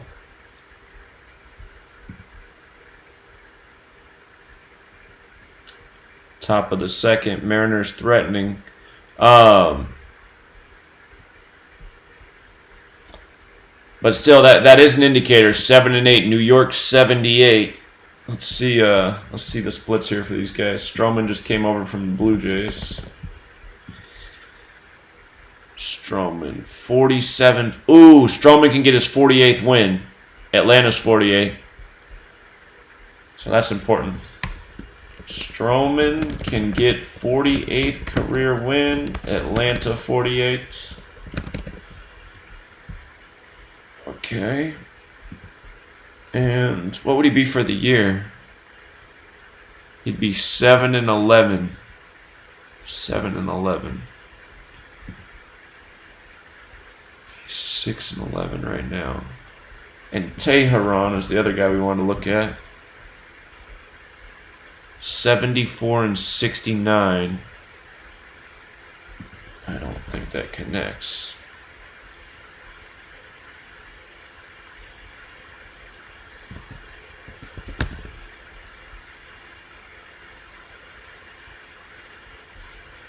He's with Atlanta. Atlanta's 69.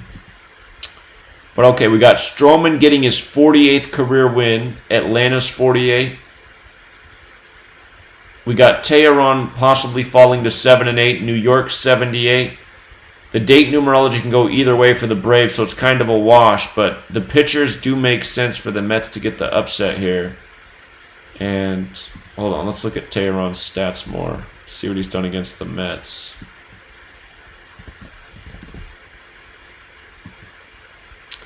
He's 10-8 against the Mets. 27 starts. There's nothing clear with that.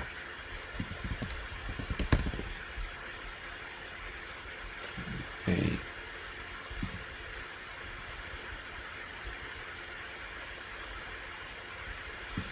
This game's still a little bit dangerous too because you do have date numerology that goes for the Braves either way. It only takes one riddle. But I do like that Stroman can get his 48th win. I do like that Teheran can fall to 7-8. Keep in mind the Mets were playing really well. The Braves have cooled them off here 2 games in a row. But the Braves had 2 riddles the last 2 days that were one-way streets. Today's the first day the Mets have an opportunity that makes sense. Let's also look at who these guys are going to face next. Today... 1, 2, 3, 4, 5. So Stroman will face the Indians next. Again, he's 6-11 on the year. Yeah. Hey, sorry to keep going, but I just wanted to add a couple notes about this game. So the Mets get a 60-second win on the 62 date numerology, which you've already pointed out. They stayed on the 61 and the 61 date. Stroman with his 6-11 record, that's a production of 6-2. He's 47, 45 for the career. You already mentioned the 48 connect with Atlanta. Him being on 47 also ties in with the fact that Cumberland, Georgia equals 47.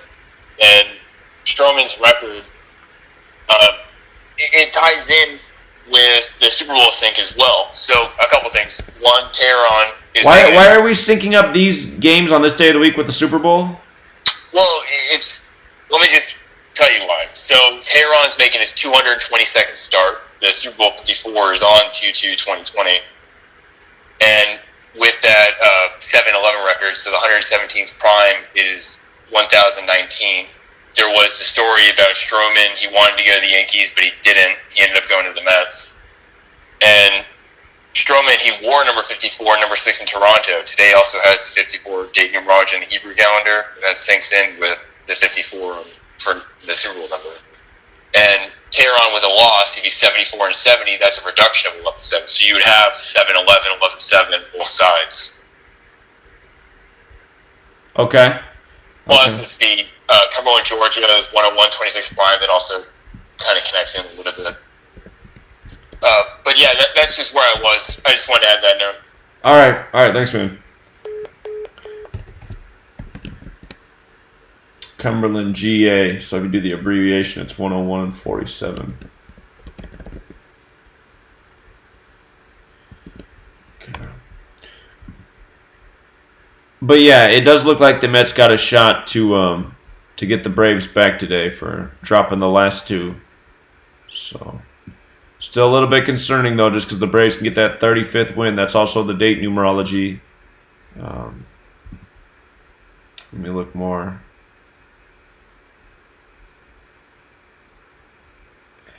East. So the Braves could get their 33rd win in the NL East, and we know New York's 33 as well. I don't like that part.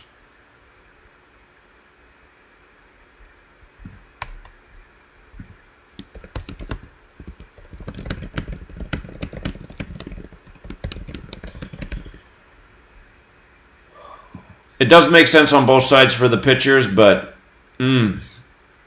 there's still some concerning things there for the Braves. Tough day so far. Twins and Rangers. The Twins' next away win is 37. Rangers is 37, so it's probably a 4-game series, so plenty of time to get that. Texas Rangers is 74, so the Twins getting to 74 wins would make sense.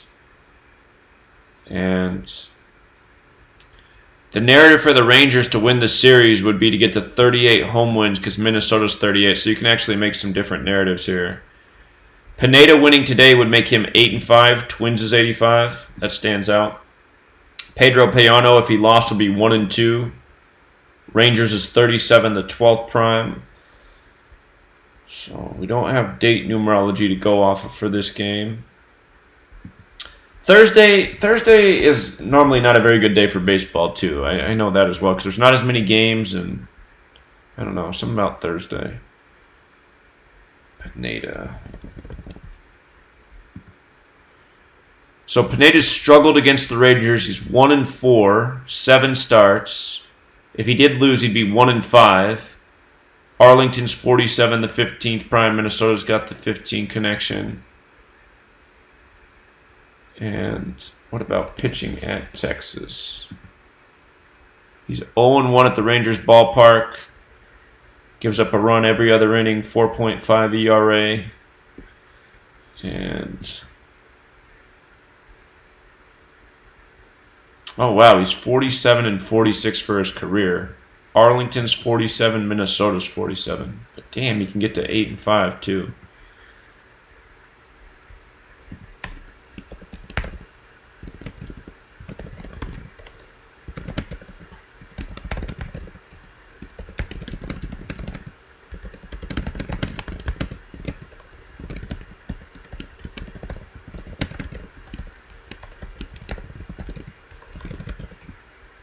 All right, what about Payano? I don't think he has a lot of history.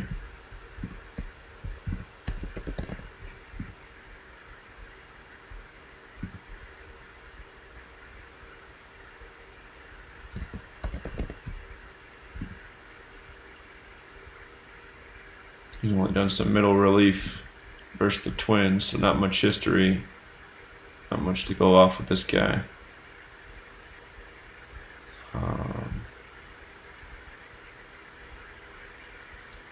Minnesota's a heavy favorite.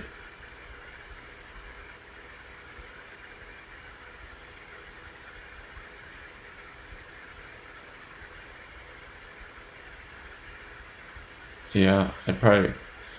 The 8-5 does stand out if he gets to 8-5, but the fact that he could become 47-47 for his career in Arlington, where Texas plays, is concerning.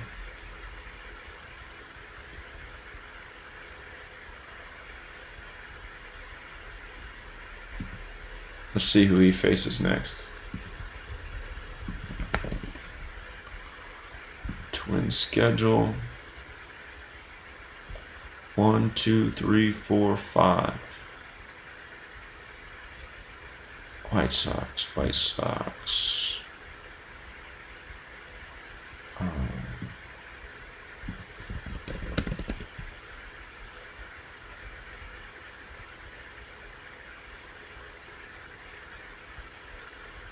Is that game in Chicago?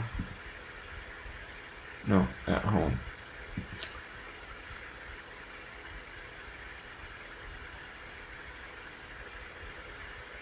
It's not going to matter.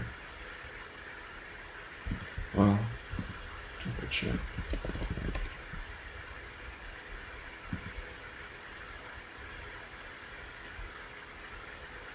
He's going to face the Angels next. Well, if Payano lost, he'd be 1-2, and Rangers is 37, the 12th prime. He faces Los Angeles next. Los Angeles 37, the 12th prime. Doesn't have to be that way, though. If he got to 2-1, chance he could fall to 2-2 versus the Angels, 22. So Pineda getting to 8-5 because Twins is 85 does make some sense, but I do worry about his overall career record. And did we see his splits with? Did we see his splits with Texas? Let me double check it one more time.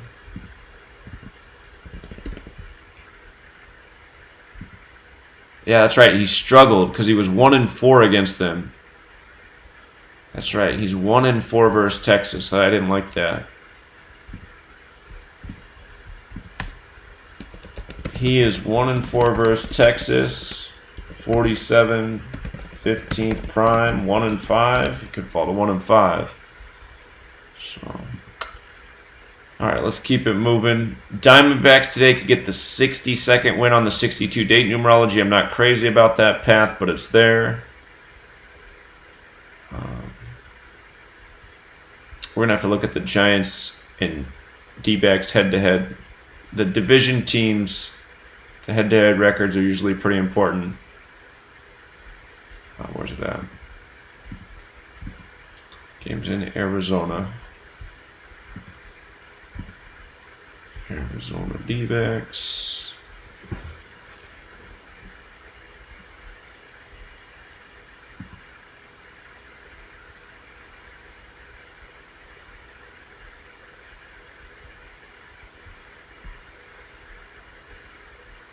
Okay, so this year, Arizona is 7-6 against the Giants.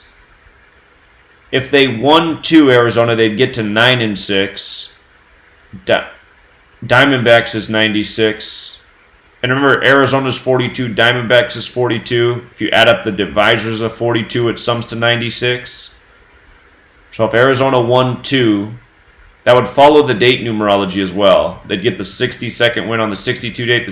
They'd have to win on Friday, Orange Friday there with the Giants. But the Giants, they would follow the date numerology too. 62, 62, 63, 63. So I'm just seeing that they could get to 9-6. That would make some sense.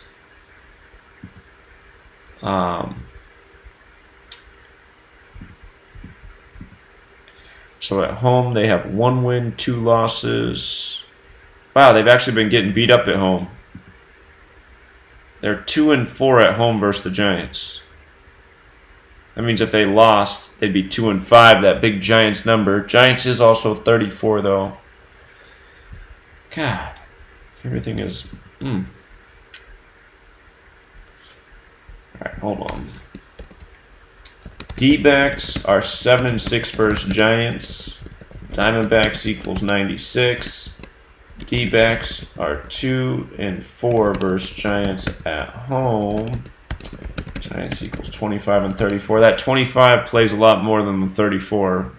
34 does show up though.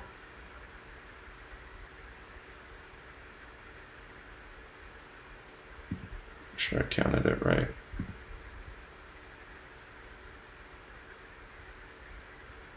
So Diamondbacks have been good in San Francisco and struggled at home, which is interesting.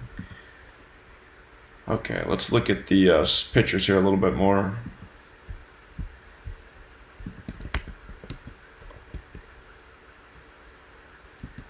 Oh, there it is. Derek Rodriguez, 10-10 for his career.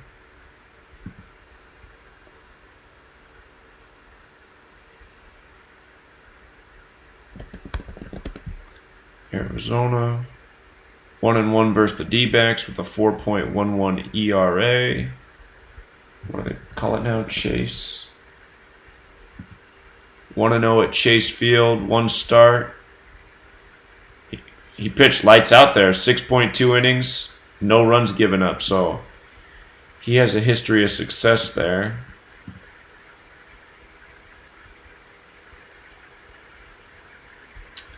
How about Alex Young? Where did he just come over from? Diamondbacks pitcher? I guess he is a Diamondbacks pitcher. If he won, he'd be 5-2, the reflection of 2-5.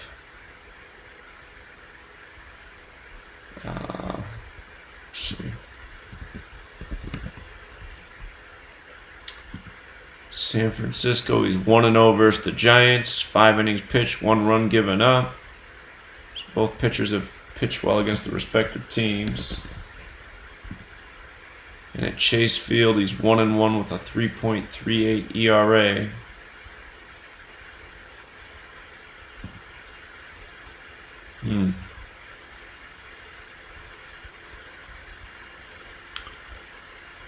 Again, the date numerology does line up on both sides. It's just I'm not crazy about this 60 path, but it is there. And if the D-backs did win 2 in a row, they would be 9-6 versus the Giants. Diamondbacks 96. There's been a lot of times this year where we were thinking a 10-5 could riddle, 10-5 riddle could hit with Arizona because Arizona's 105. But almost every time we've looked at that, it's gone the 9-6 way. So seems that there's a gravitation in these games and riddles with the Diamondbacks towards 96. So I'm seeing if the Diamondbacks win 2, they're there. But I just don't like that they could fall to 2-5 at home.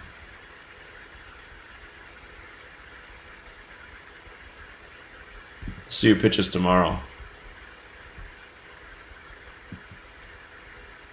Let's see who pitches tomorrow. If it looks good for the Diamondbacks tomorrow, I would say that's a good sign today, because then that 9-6 thing can happen. So they got Mike Leake, who just came over from the Mariners.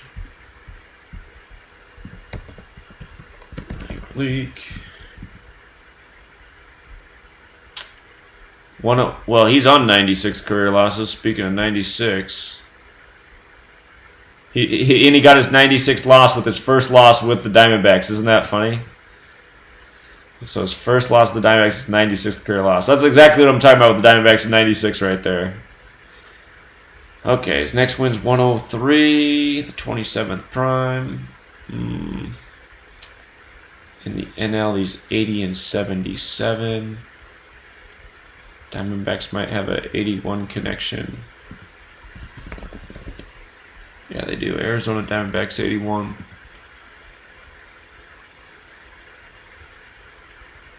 Hey, wait a minute.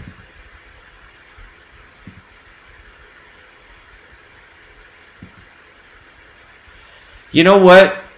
I'm an idiot, man. All year I've just been like looking at the thing and not using my own brain. Arizona Diamondbacks, anytime there were all those 99 riddles with the Diamondbacks at the beginning of the year. Arizona Diamondbacks, it doesn't show the 99 on here because it doesn't have the method where it does the rule with S and K. So anyway, just Arizona Diamondbacks does have a 99 connection. I remember at the beginning of the year, they just kept having these 99 riddles. So I see Samardzija comes in 9 and 9. Yeah, okay. I might need to add that method back to that chart.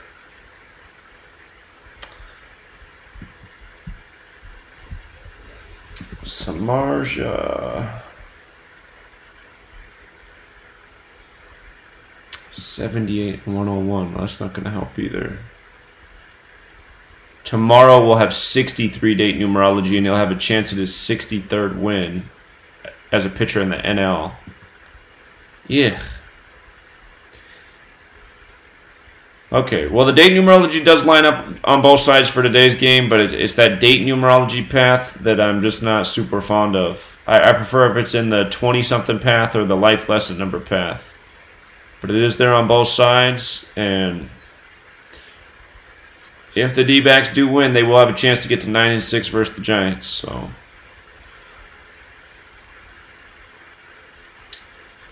the White Sox pitcher Ronaldo Lopez can become 8 and 9. I know that Los Angeles. Here, I'm just going to cheat and put up the ciphers. It's the reduction ciphers. It's the reduction ciphers with the rule where Los Angeles is 89 and maybe Los Angeles, California is also. Yeah, so Los Angeles, California is also 89 in the most pure cipher. So it has that double connection. Let me make sure there's not an Angels connection to 89. No, there's not. Okay. But Los Angeles has a double connection to 89. So I see that Lopez can become 8 and 9. So that stands out right away. Let me see.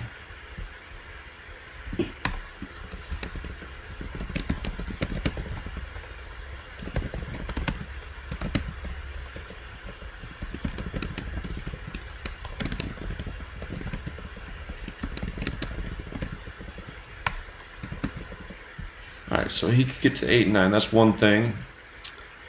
And the White Sox next win is 55. Los Angeles is 55. Doesn't have to come today. The White Sox do have the date numerology going against them. They could pick up their 35th away loss. We've seen where the date numerology hasn't come through. It's been because there's been a good pitcher riddle. It looks like it's just going to be one of those days. Ronaldo Lopez, he's 22 and 25. Ooh, he could also get his 26th career loss on a 26th date.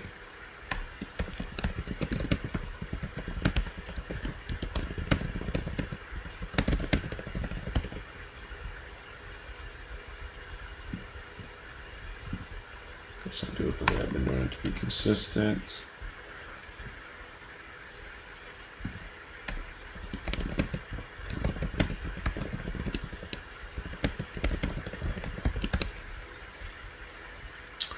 So those two things go against the White Sox. 35th away loss on the 35th day. Lopez could get his 26th career loss on the 26th day. And he would stay on 22 wins. Angels is 22.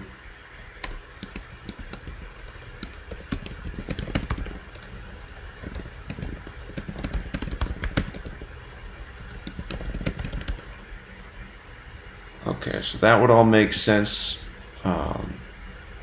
We'll look at his splits and who he faces next. Splits, Angels. 0-0 versus the Angels. 2 starts, 12 innings pitched, 4 earned runs, ERA of 3. So he's pitched decent against them. No decision.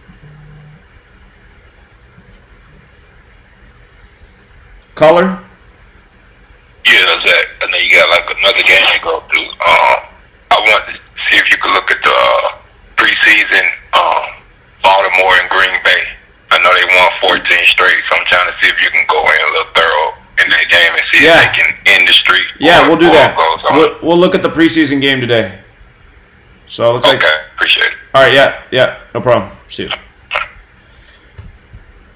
But yeah, we know that they won 14. Streaks tend to end there. So, and the Packers got some special rituals last week. But yeah, we'll look at that.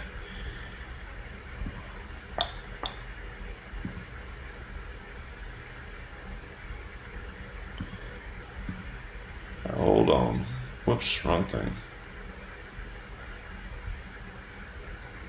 Mariners got a chance to put some runs in. All right, let's see. So Ronaldo Lopez, again, we just saw he didn't have a decision against the Angels.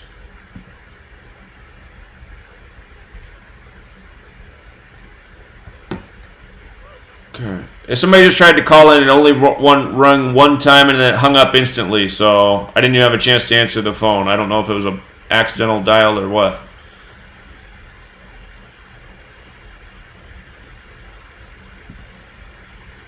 Okay. Andrew Heaney, so we got to look at next. Heaney 17-23. And those numbers don't go with the White Sox. 17-20 versus the AL.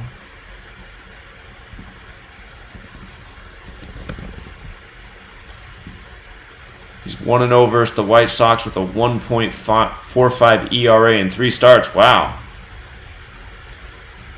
18.2 innings pitched, 3 earned runs.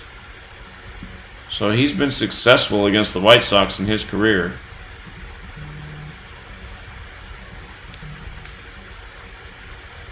Caller?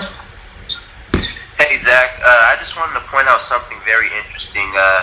You guys ever, if anybody's ever watching CNN News, whatever news story it is, if you look at this time, Pacific, Eastern, or Central, the times are always synced up with whatever's going on in the news headline. Yeah, I see that all the time, yeah. Yeah, very interesting. And I noticed with the debate that started, I think it was early August or maybe, early. It started at 8/11, and I'm really starting to think that we should be looking at November, maybe not. But I also noticed that with the Epstein, with the suicide on CNN, it was exactly at 1:34. So it's just right in our face. They said the suicide was at 1:34? Well, when the time I looked at CNN and they were covering it, it was at 1:34 Eastern time. So very interesting. It was about 10 Pacific. So. Okay, I was just gonna make the point. If you're watching the live, are you watching the live stream right now? Yeah. I was just gonna make the point that even in the TV show House of Cards, where they use CNN, the real news, that they do it even on the TV show. Like they have the president go before the nation at 1:37 p.m. in Washington D.C.'s 1:37 and government's 1:37 and authority and White House and all that. But in this story where they do this, 137 is the 33rd prime, and he's addressing the Miller situation. Like these terrorists supposedly have this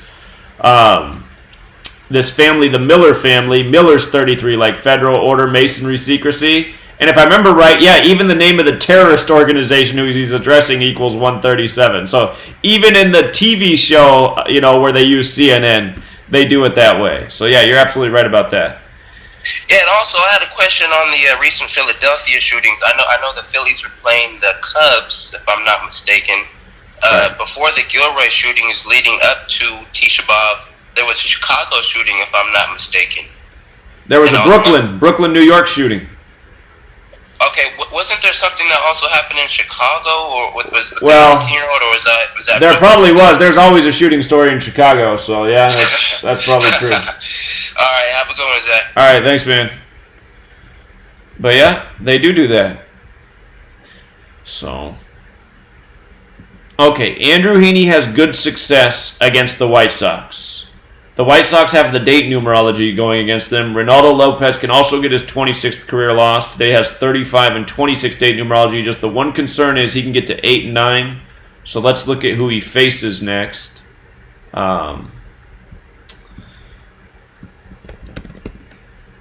Let's see if there's anything there.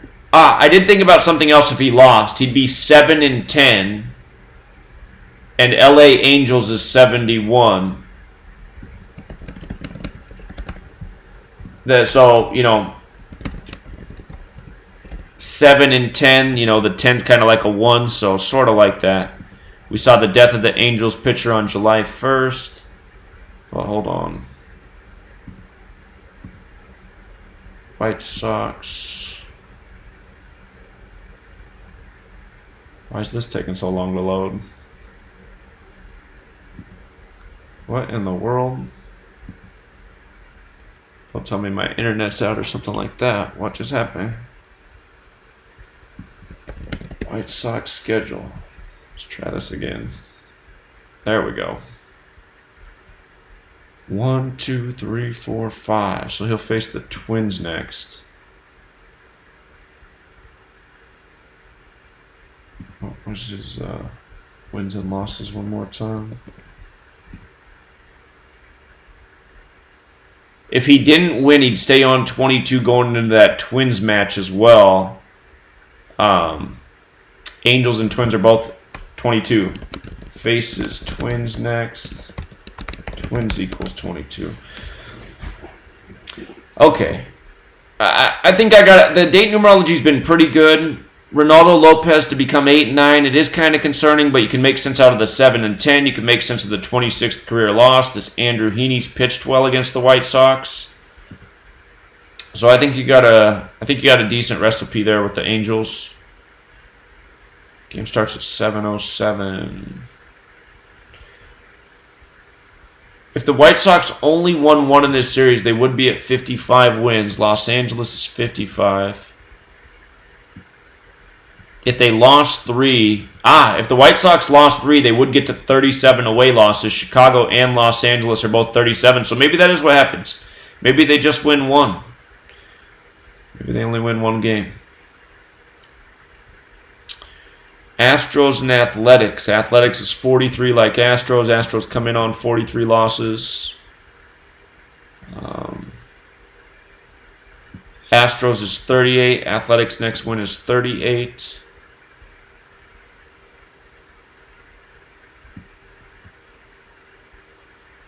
Okay. Fears had that first no-hitter of the season. Even with a bum on the mound and going up against the A's ace, the Astros are still the favorite. That's funny. Okay. Aaron Sanchez.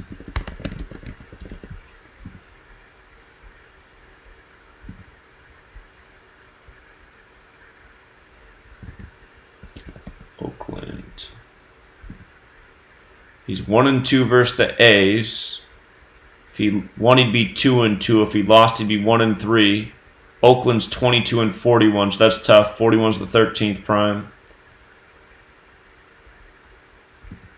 What's he for his career? He could become 34 and 34 with a loss. It's 35 date numerology, though. But Athletics is 34 in the most pure cipher.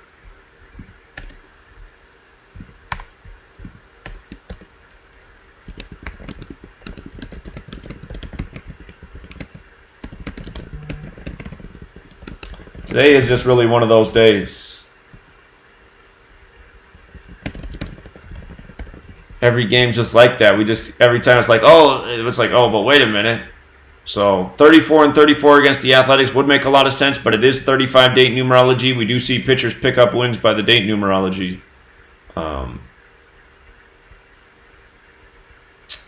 If the Astros didn't win, they'd stay on 35, probably pick up 36 tomorrow. Gotta think. This would be one of the better games for the A's to have a chance at winning because Fears is on the mound versus probably the Astros' worst pitcher. All right, let's take a look at Fears.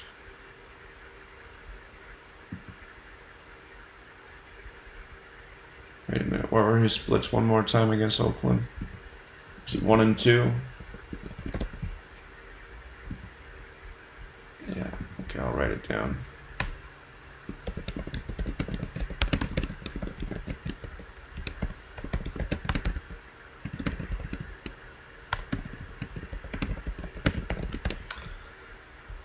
All right, what's Fears got going on?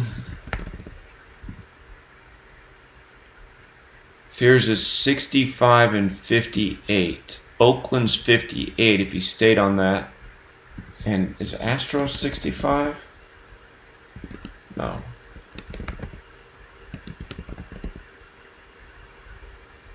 $65.58.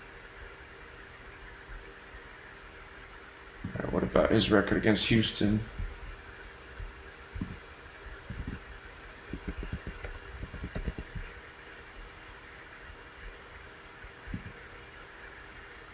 He's 1-2 against Houston. Houston's got that 41 connection as well, 13th prime. Could get to 2-2 though in Oakland.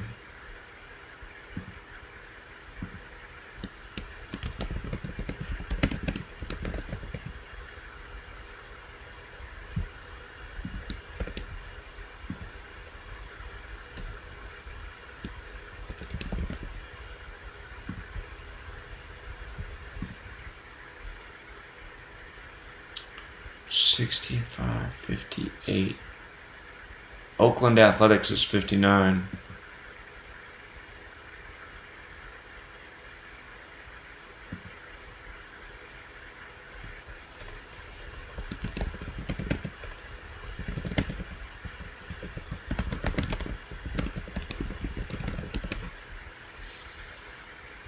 Man.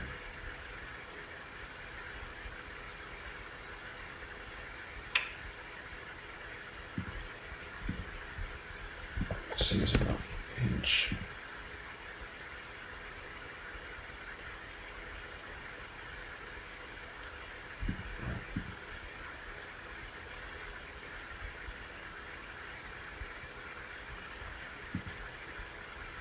Astros would stay on 35 wins if they lost today.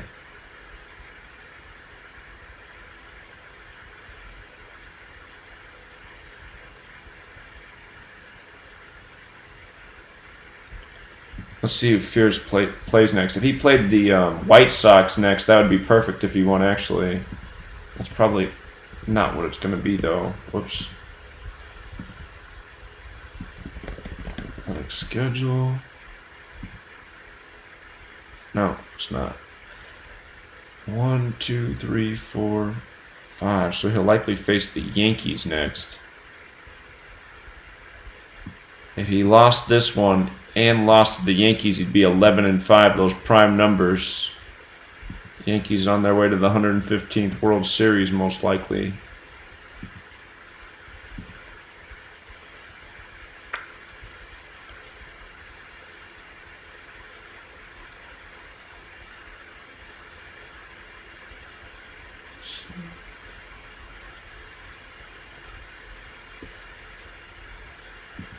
And Sanchez, let's see.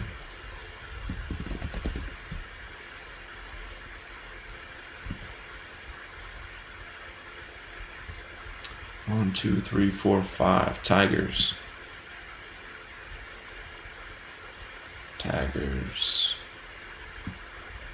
The Astros 1-2 in this series. They'd go into that Tigers series on was that home or away? Oh, that's back at home. Never mind. Tigers is 78. Got to assume they're going to get past that.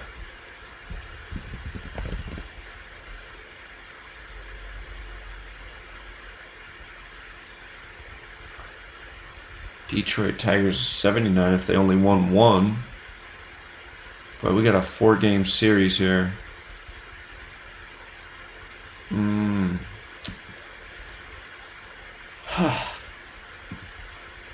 I can't believe there's just not more lining up today.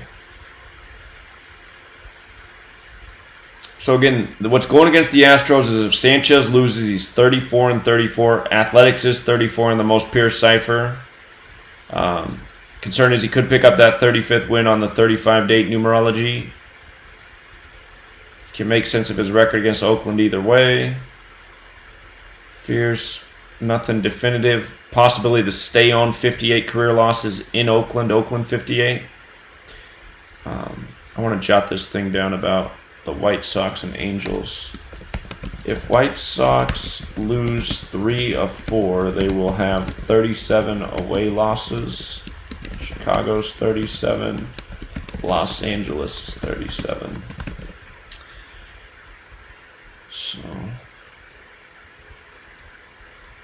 let me just go back and look at the date numerology one more time.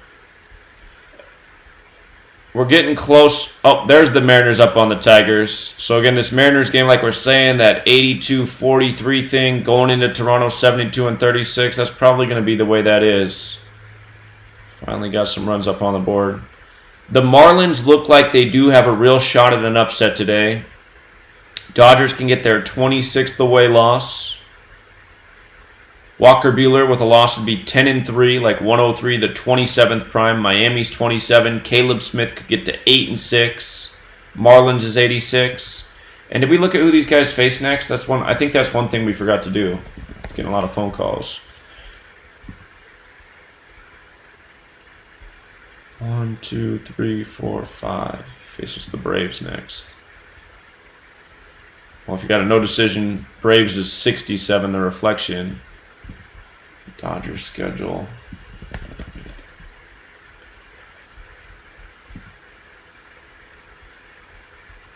One, 2, 3, 4, 5.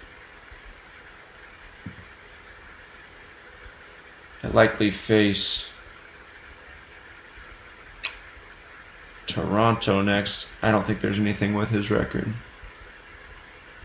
I forget how many wins and losses does he have.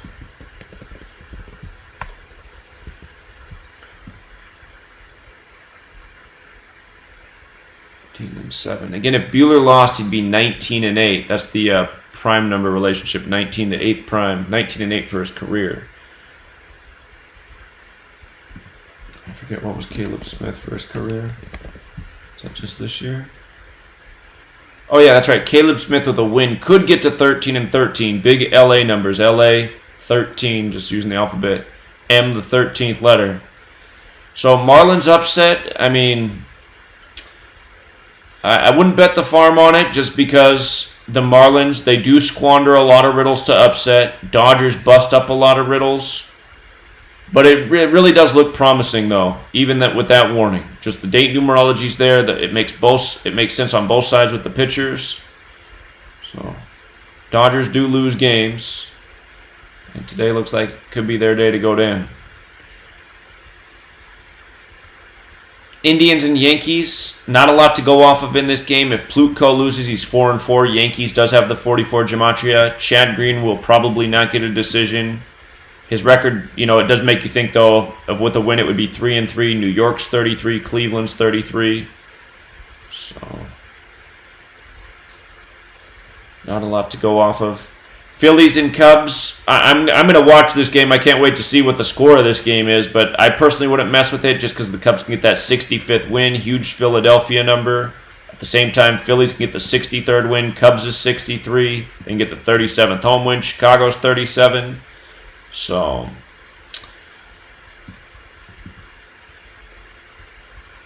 that Phillies riddle yesterday was synced up with the shooting, and Phillies could get hot. They got the new hitting coach 63, just yesterday, on his 223rd day of his age, that other big Philadelphia number. All right, Cardinals, Reds. We saw that Waka has absolutely dominated the Reds. I don't think I've ever seen anything like it. He's 12-1 for his career against the Reds. That's hard to go against.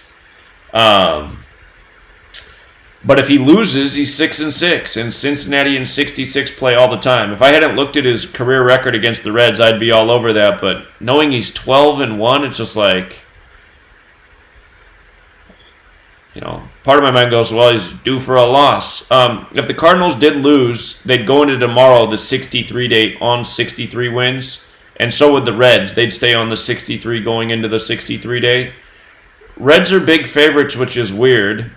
Well, not big favorites, but pretty considerable favorites. The 66 really does play with Cincinnati. I can't emphasize it enough, but he is 12-1 for his career against the Reds. 12 wins, 1 loss. So, Cardinals is 63, if I'm not mistaken. Yeah, Cardinals is 63. So if they do lose today, they stay on 63 wins. Tomorrow has the 63-date numerology. It's possible. If I didn't know about the 12-1 thing, again, I'd be looking at that 6-6 because that's pretty consistent with Cincinnati.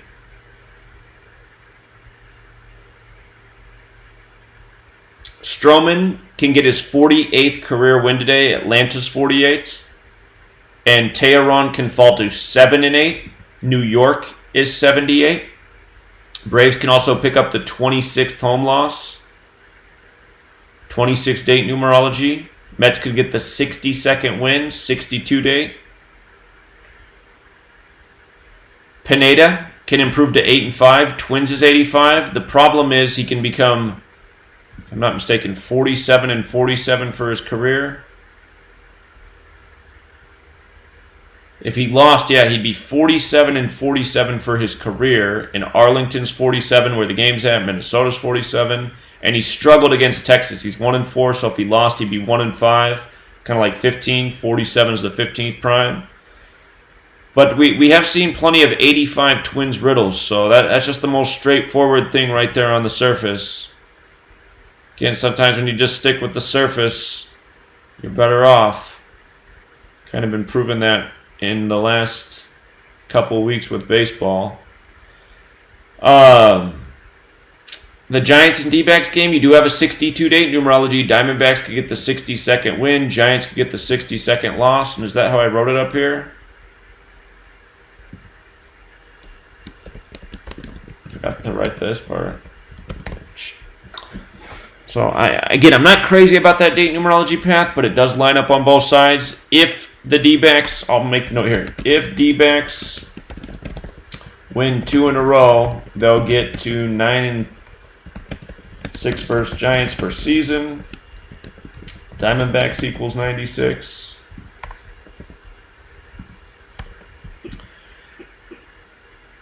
And we just saw Mike Leake, who pitches tomorrow, got his 96th career loss and his first loss with the Diamondbacks after getting traded from Seattle. He got traded from the 42nd state, Washington, to Arizona Diamondbacks, getting 42-42.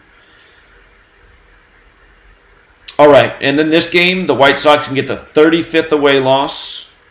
Reynaldo Lopez could even get his 26th career loss. That's the date numerology, 35-26. Heaney, who's not pitching well this year, has a great pitching history against the White Sox. Very low ERA. Through 3 starts, sub-2 ERA. I think he was 1-0, but just his stats were impressive against the White Sox in 3 starts. The only concern is Reynaldo Lopez could get to 8-9, and Los Angeles is 89. Los Angeles, California is 89. The Angels do win, though, today. They slide into tomorrow on 63 losses on the 63-date numerology.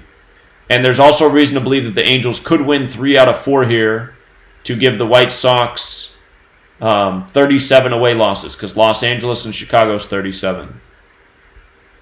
So, and then, if the Athletics are going to win a game in this series, it should be this one. Best pitcher on the mound versus the Astros' worst pitcher. I just find it funny that the Astros are still the favorite. So, the Astros do lose today. They stay on 35 away wins on the 35 date. Tomorrow, that would set them up to pick up the 36th win on the 36th date if it went that way. And, I don't know. Maybe the Astros are going to slump a little bit.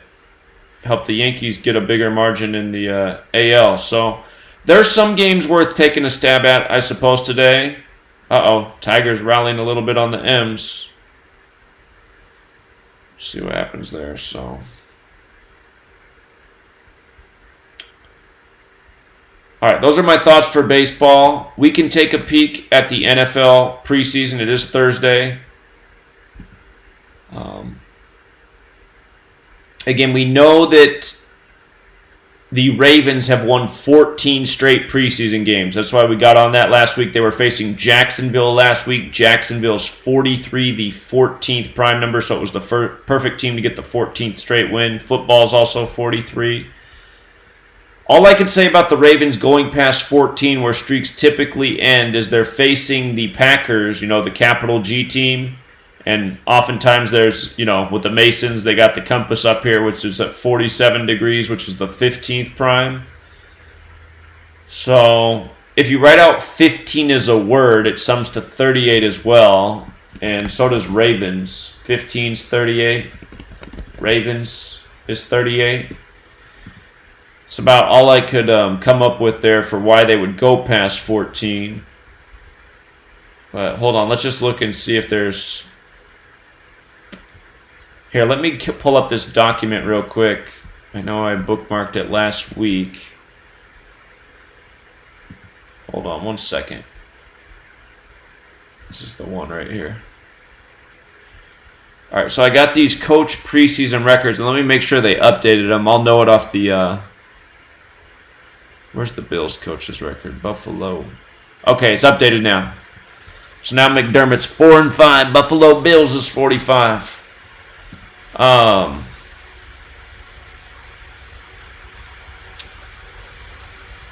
So we can go through this and see if anybody's coaching record makes sense with the team, because maybe there's something to this.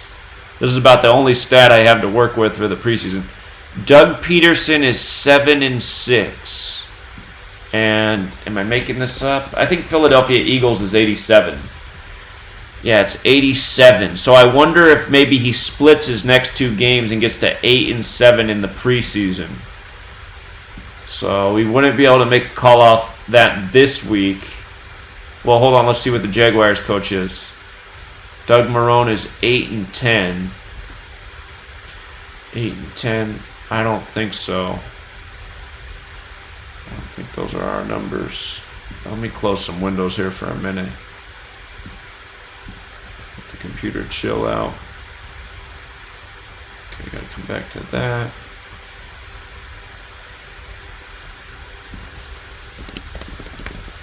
Jaguars. Jacksonville Jaguars.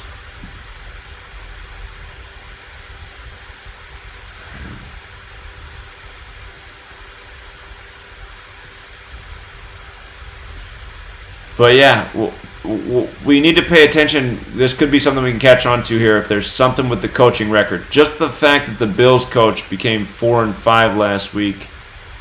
That was the only pattern I really caught on to, but I thought, maybe there is something going on. Just because Buffalo Bills is 45. So Harbaugh got his 34th win to start the preseason. Ravens is 34. Maryland's 34 as well. Okay. Jets and Falcons. Jets. They got a new coach. They got Adam Gase from Miami.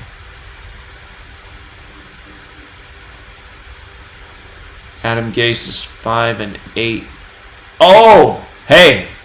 That's kind of interesting, right? That he could become 6-8 in the preseason. Because remember what the Jets did last week. Remember, Darnold equals 68. And his first drive was a 68-yard touchdown to the receiver with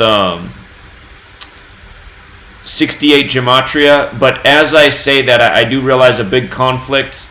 Again, I don't think there's probably going to be any preseason games to bet on today. But just watch to just see if these types of things happen. What I could also say about Gase, though, is the game is in Atlanta, Georgia, and he can become 5-9. I know Atlanta, Georgia's 59 too. So, but we saw the big 68 riddle last week. So, if he wins today, I'd say, okay, another 68 tribute. Adam Gase. Jets are a team I'm very interested in the AFC this year. And if they're going to do another health problem with Andrew Luck type of thing, I mean, it remains to be seen how serious this is. But again, the Colts are a really interesting team. Their first franchise win of this season. The first win of this season will be their 540th, 5-4-0 franchise win. Andrew Luck's first regular season win's number 54. If he wins his first game in the playoffs this year, he'd be 5-4 in the playoffs. That's a lot of 54. So Colts are a very interesting team, but the Jets are super interesting to me too. They're my big sleeper team in the AFC East, or in the AFC period. All right, but Jets and Falcons, what's the Falcons coach's record? 5-13. So if he won, he'd have a prime number relationship record, 6-13. 6-13. And again, I would just watch all these things today. I'll link this in the description of the video. I linked it last week when we did the live stream. To tomorrow when we do our show, we'll analyze all this information. So I'd do the Thursday night football thing like we did last week, but this week I got to continue to finish my football decode. That's going to be the better time investment. This football decode is really going to help us out this year. Bengals and Redskins. Zach Taylor's a new coach, so not a lot to go off of there. Washington 12-9. What can I say about 139? So the Redskins coach could get to 13-9. We know that's the big Freemasonry number. Not sure. Washington Redskins, if it has any other connection. Redskins. Cincinnati's got the Freemason connection. If I spell it right.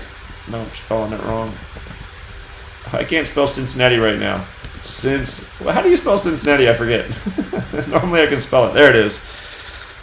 That's the nice thing about Gematria too, because like if you forget how to spell a word, but you remember the numerical value, you're like, oh yeah, that's the right way. Okay. Cincinnati Bengals.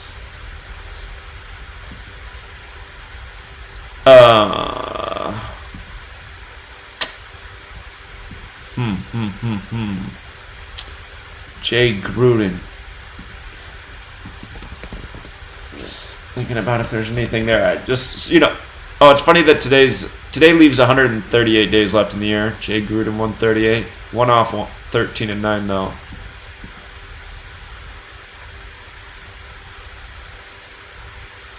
Washington is the land of Freemasonry. It's named after a Freemason.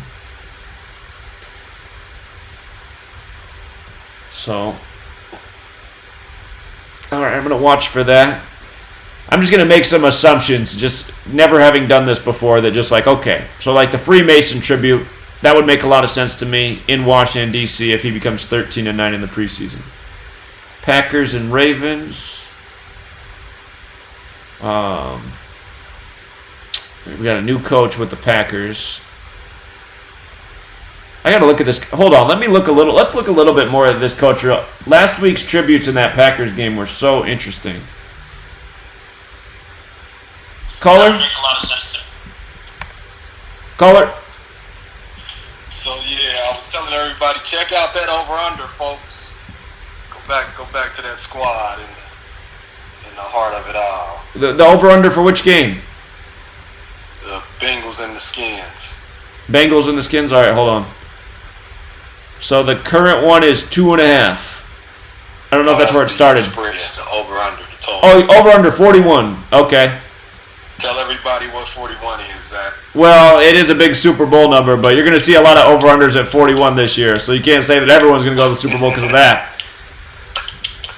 Bills and Panthers tomorrow is 41 too, so... But I do hear what you're saying, and there is something to the numbers. So 41, 13th prime, does 13 reflect with either team?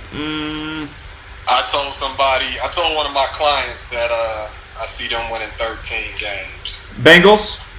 Yep. 13-3. Okay. Could be. What's going on with AJ Green? I'm glad that you asked. Hold on one second. Hold on. He's my concern. I heard he was banged up. He's their offense. He on his way. Goodbye. Yeah, I'm on the phone. He's on his way. My bad. That's okay. Speaking of him, so I never told you this. Now I'm going to tell everybody, I guess. So I went to a high school, Northwest High School. Graduated from Northwest. It's this kid that came, I don't know how many years behind me, but he grew up, I don't know if he grew up necessarily, but his parents have a house down the street from my parents' house. A friend of mine that's a judge told me, hey, it's this kid that's going to the NFL, live next door to me. And I'm like, huh? And this is back when I used to scout players and everything. I used to follow these kids from high school and to college, see how well they do it, to scout them, say, which team they should go to in the pro, so on and so forth, what schemes they would fit. And I go down, knock on the door, The guy's father answers the door, invites me in, started showing me newspaper articles and clippings of him. And, he was Big East Defensive Player of the Week, so many weeks, and this, that, and the third. He played with Teddy Bridgewater. He's the captain of the defense. His name is Preston Brown. He was the second highest rated linebacker in his draft class, according to Mike Mayock's big board. And he ended up being like the number one linebacker, I guess, of his draft class. I have to go back and listen to the whole class. But he became number one because the guy that was ahead of him for the San Francisco 49ers retired after 1 year. I guess Harbaugh just ran him into the ground. But I forget his name. But anyway, saw him down at practice. I went back down there. They had a last-minute practice or whatever that they let the public come to because it wasn't on the schedule. It's something that came to my phone. And I'm like, well, let me stop down here. And I bought this book, Drew Brees' autobiography. And for 99 cents, believe it or not. And I wrote it, and I'll send you a picture. As a matter of fact, I'll just do it while we're on the phone. I'll text you the picture of what I wrote inside the cover of that book, and I gave it to him. Prior to, I was going to give it to AJ directly, but you had to have like a special band to go around, and I was like, all right, if I go around, then I'm a missing, because he's on a little cart, riding around on a little cart, for the fake ankle injury, whatever procedure he had, so precautionary. But anyway, I saw Preston. I said, what's up, little bro? Can you get his book to AJ? Yeah, I throw it in his locker. I said, all right, I'll probably see y'all up there in D.C. I was actually scheduled to go to D.C. today. And I was going to go to that game, and I got this shirt printed up. I was going to send you that, too. But I told people in the Bengals, I added myself to just about all 32 teams is like fan clubs or whatever on social media. So kind of keeping track of everything. And I told everybody in there, about Gematria a little bit and whatnot, or at least attempted to. And I told them that AJ is going to return Monday night, week 4. So you think the Bengals are going to be a hot team even without AJ Green, huh? I do, because the MVP, in all likelihood, is going to be Andy Dalton. He does have a very interesting alignment with the Super Bowl this year. Can't make it up. Again, for people who don't know, Dalton equals 96 like Cincinnati, and from his birthday to the Super Bowl is 96 days this year, so that's very interesting. And you want to know something else? He's the only quarterback in his starting quarterback in the entire league. 54 losses? I didn't realize that. But no, 100. And it's NFL 100 is what they're promoting. It's the 100th season of professional football. Well, what's the 100 connection that you have with Dalton? You on Gematrinator? Type it out so everybody can see it. Oh, Andy Dalton equals 100? No. What? Andrew Dalton, okay. Gregory. Oh, Andrew Gregory Dalton, his full name. Oh, yeah, right there in the most pure cipher. All right, that's interesting. And I got this shirt. I'm texting it to you now. Hopefully you can pull it up. 1 second here. But yeah, upset equals 18. AJ Green wears 18. ESPN is 18. Yeah, Andy Dalton comes into this season on 54 career losses, which is interesting too. So. But yeah. I was telling you, I was asking you, how much time you would give me. I appreciate that. I'm confident now to throw it out there. I'm not worried at all about the money anymore because I'm gonna get the money regardless. Plus, the odds went back down. So, should they win this Super Bowl, this team will be the biggest or the greatest long shot in professional football history to win a championship, tied with the 19. What is their record in the Super Bowl right now? Are they 0-2 in Super Bowls? They are. 0-2? Okay. I know they lost to the 49ers once. Did they lose the 49ers twice? They sure did. Yeah, 49ers both times. Okay. You got the pictures. And the biblical connection is on the front of the T-shirt. So I got it like in your famous words, like you told me on that Wednesday show, about a month ago. Does it get any tighter? There you go. You could post that for all your viewers, listeners, rather. Okay, I'll do that. All right, appreciate it, man.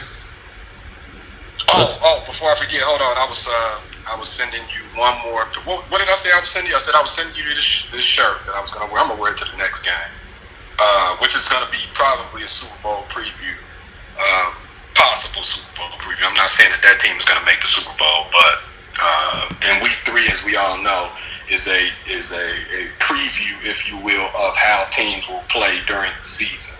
You know, most of the time, because it's the most action that the starters will get, that the ones will get. Damn, Zach, what did I just tell you I was going to send you? I sent you that shirt. You sent me the picture of the shirt, and you also sent what is 100 and my brother's keeper. Yeah, but what did I say? Did I say I was going to... Why am I thinking I said I was going to send you something else, another photo? What was I looking at? It'll come back to you. Yeah, my bad, man. Damn. That's okay. All right, man. Okay. Well, I will post this photo. Yeah. So for people who can't see it right now, he made a T-shirt with a NFL logo with 100 and Andrew Dalton's full name. So little subliminal message that probably most people won't pick up on, but I'm sure you'll tell them about it. Yeah. Oh, I just remember. Here it is. You can post this too. What I wrote inside the book, and Preston put it in AJ's locker. So that's funny. All right, some words of encouragement. Very cool. Yeah. All right, man. Appreciate it. No doubt. All right, take care. All right. Yeah, he's from Cincinnati, so he's big on the Bengals this year, and they do have a narrative, absolutely. So we're gonna be ironing it all out here, but yeah, Bengals could have a good year. Remember, the Bengals started off really well last year, then they got kind of banged up. I feel like they need AJ Green, though, man. I mean, he's like the weapon. I guess a new guy can step up. So I just noticed something huge. I just wanted to look at the Packers coach and look at his full name, Matthew Patrick LaFleur. It's 243, right? The United States of America just turned 243 years old. And from his birthday, November 14th, to the day of the Super Bowl will be his 81st day of his age. We just learned about this relationship with Venus and 243. Venus is 81. It's also 54, like how this year it's Super Bowl 54. So Super Bowl 54 is on his 81st day of his age. Venus takes 243 days to do a full rotation, meaning 243 days on Earth is 1 day on Venus.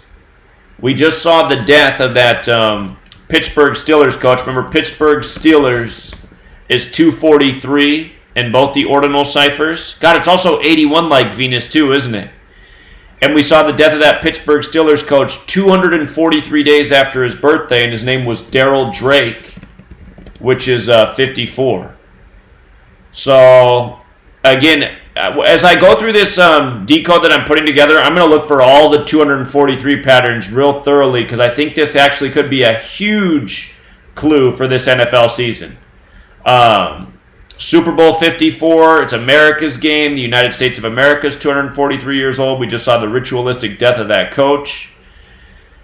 So I think we figured out something big about Venus thanks to the community just in time for this season. It's kind of funny how that worked out, but Packers are becoming a more and more interesting team to me by the minute, it seems, in the NFC. I mean, a lot is there for the Saints, but I'm really starting to wonder. Maybe it's the Packers. So we got plenty of time to figure it out. But okay, we're looking at these preseason games. Bengals and Redskins. Cincinnati against Zach Taylor, the new coach. Okay, Jay Gruden, we looked at that. Packers and Ravens, another new coach. Harbaugh could get his... It's funny that Harbaugh could get his 35th preseason win today on a 35-date numerology. Again, I've never done this with the preseason, so I don't know that this is how it works. Just observing. If he got his 13th loss, Green Bay equals 41, which is the 13th prime. So that's another thing to consider. Oh, and you know what else? Green Bay, actually, Green Bay's 139 too, isn't it? So Green Bay's 139 the 34th prime and 41 the 13th prime. If Harbaugh lost, he'd be 34 and 13. But you do have that 35 date numerology. So Raiders and Cardinals. Let's see. Gruden must have a bunch of games. Arizona Cardinals got the new coach. And Oakland. Gruden's also going for his 35th win on the 35 date. And Cardinals, is it Cardinal? I think Cardinal the singular's 35. Yeah, Cardinal the singular's 35, like Catholic. That game's on ESPN tonight, huh?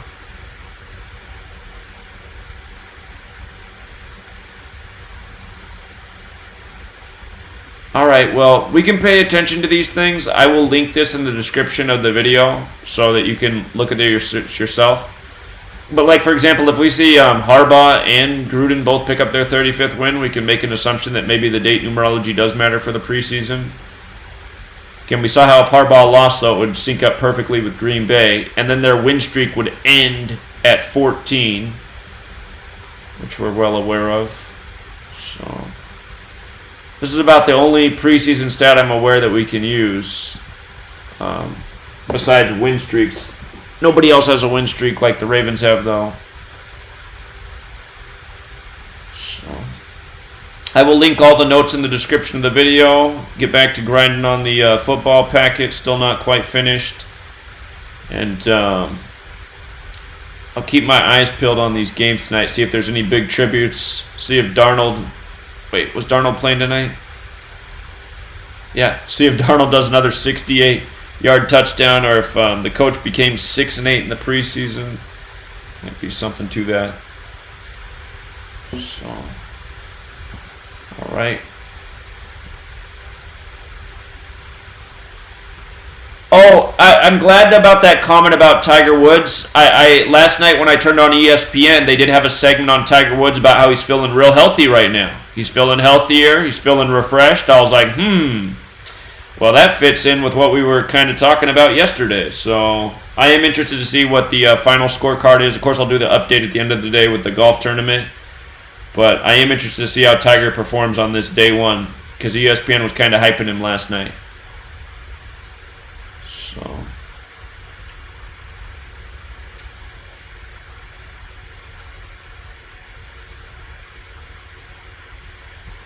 all right, you guys, we'll leave it there. Be back tomorrow. Today's a good day for observation. And I might even hop on tonight if I see something really interesting that I want to talk about in the football games. Anything like what happened in the Packers game last week, Jets game, or maybe just save it for tomorrow. But the rest of my day is going to be grinding on this thing. I want to get it done, and it is grueling. So it's going to be worth it, though. All right. Till next time, Truth Seeker. Good.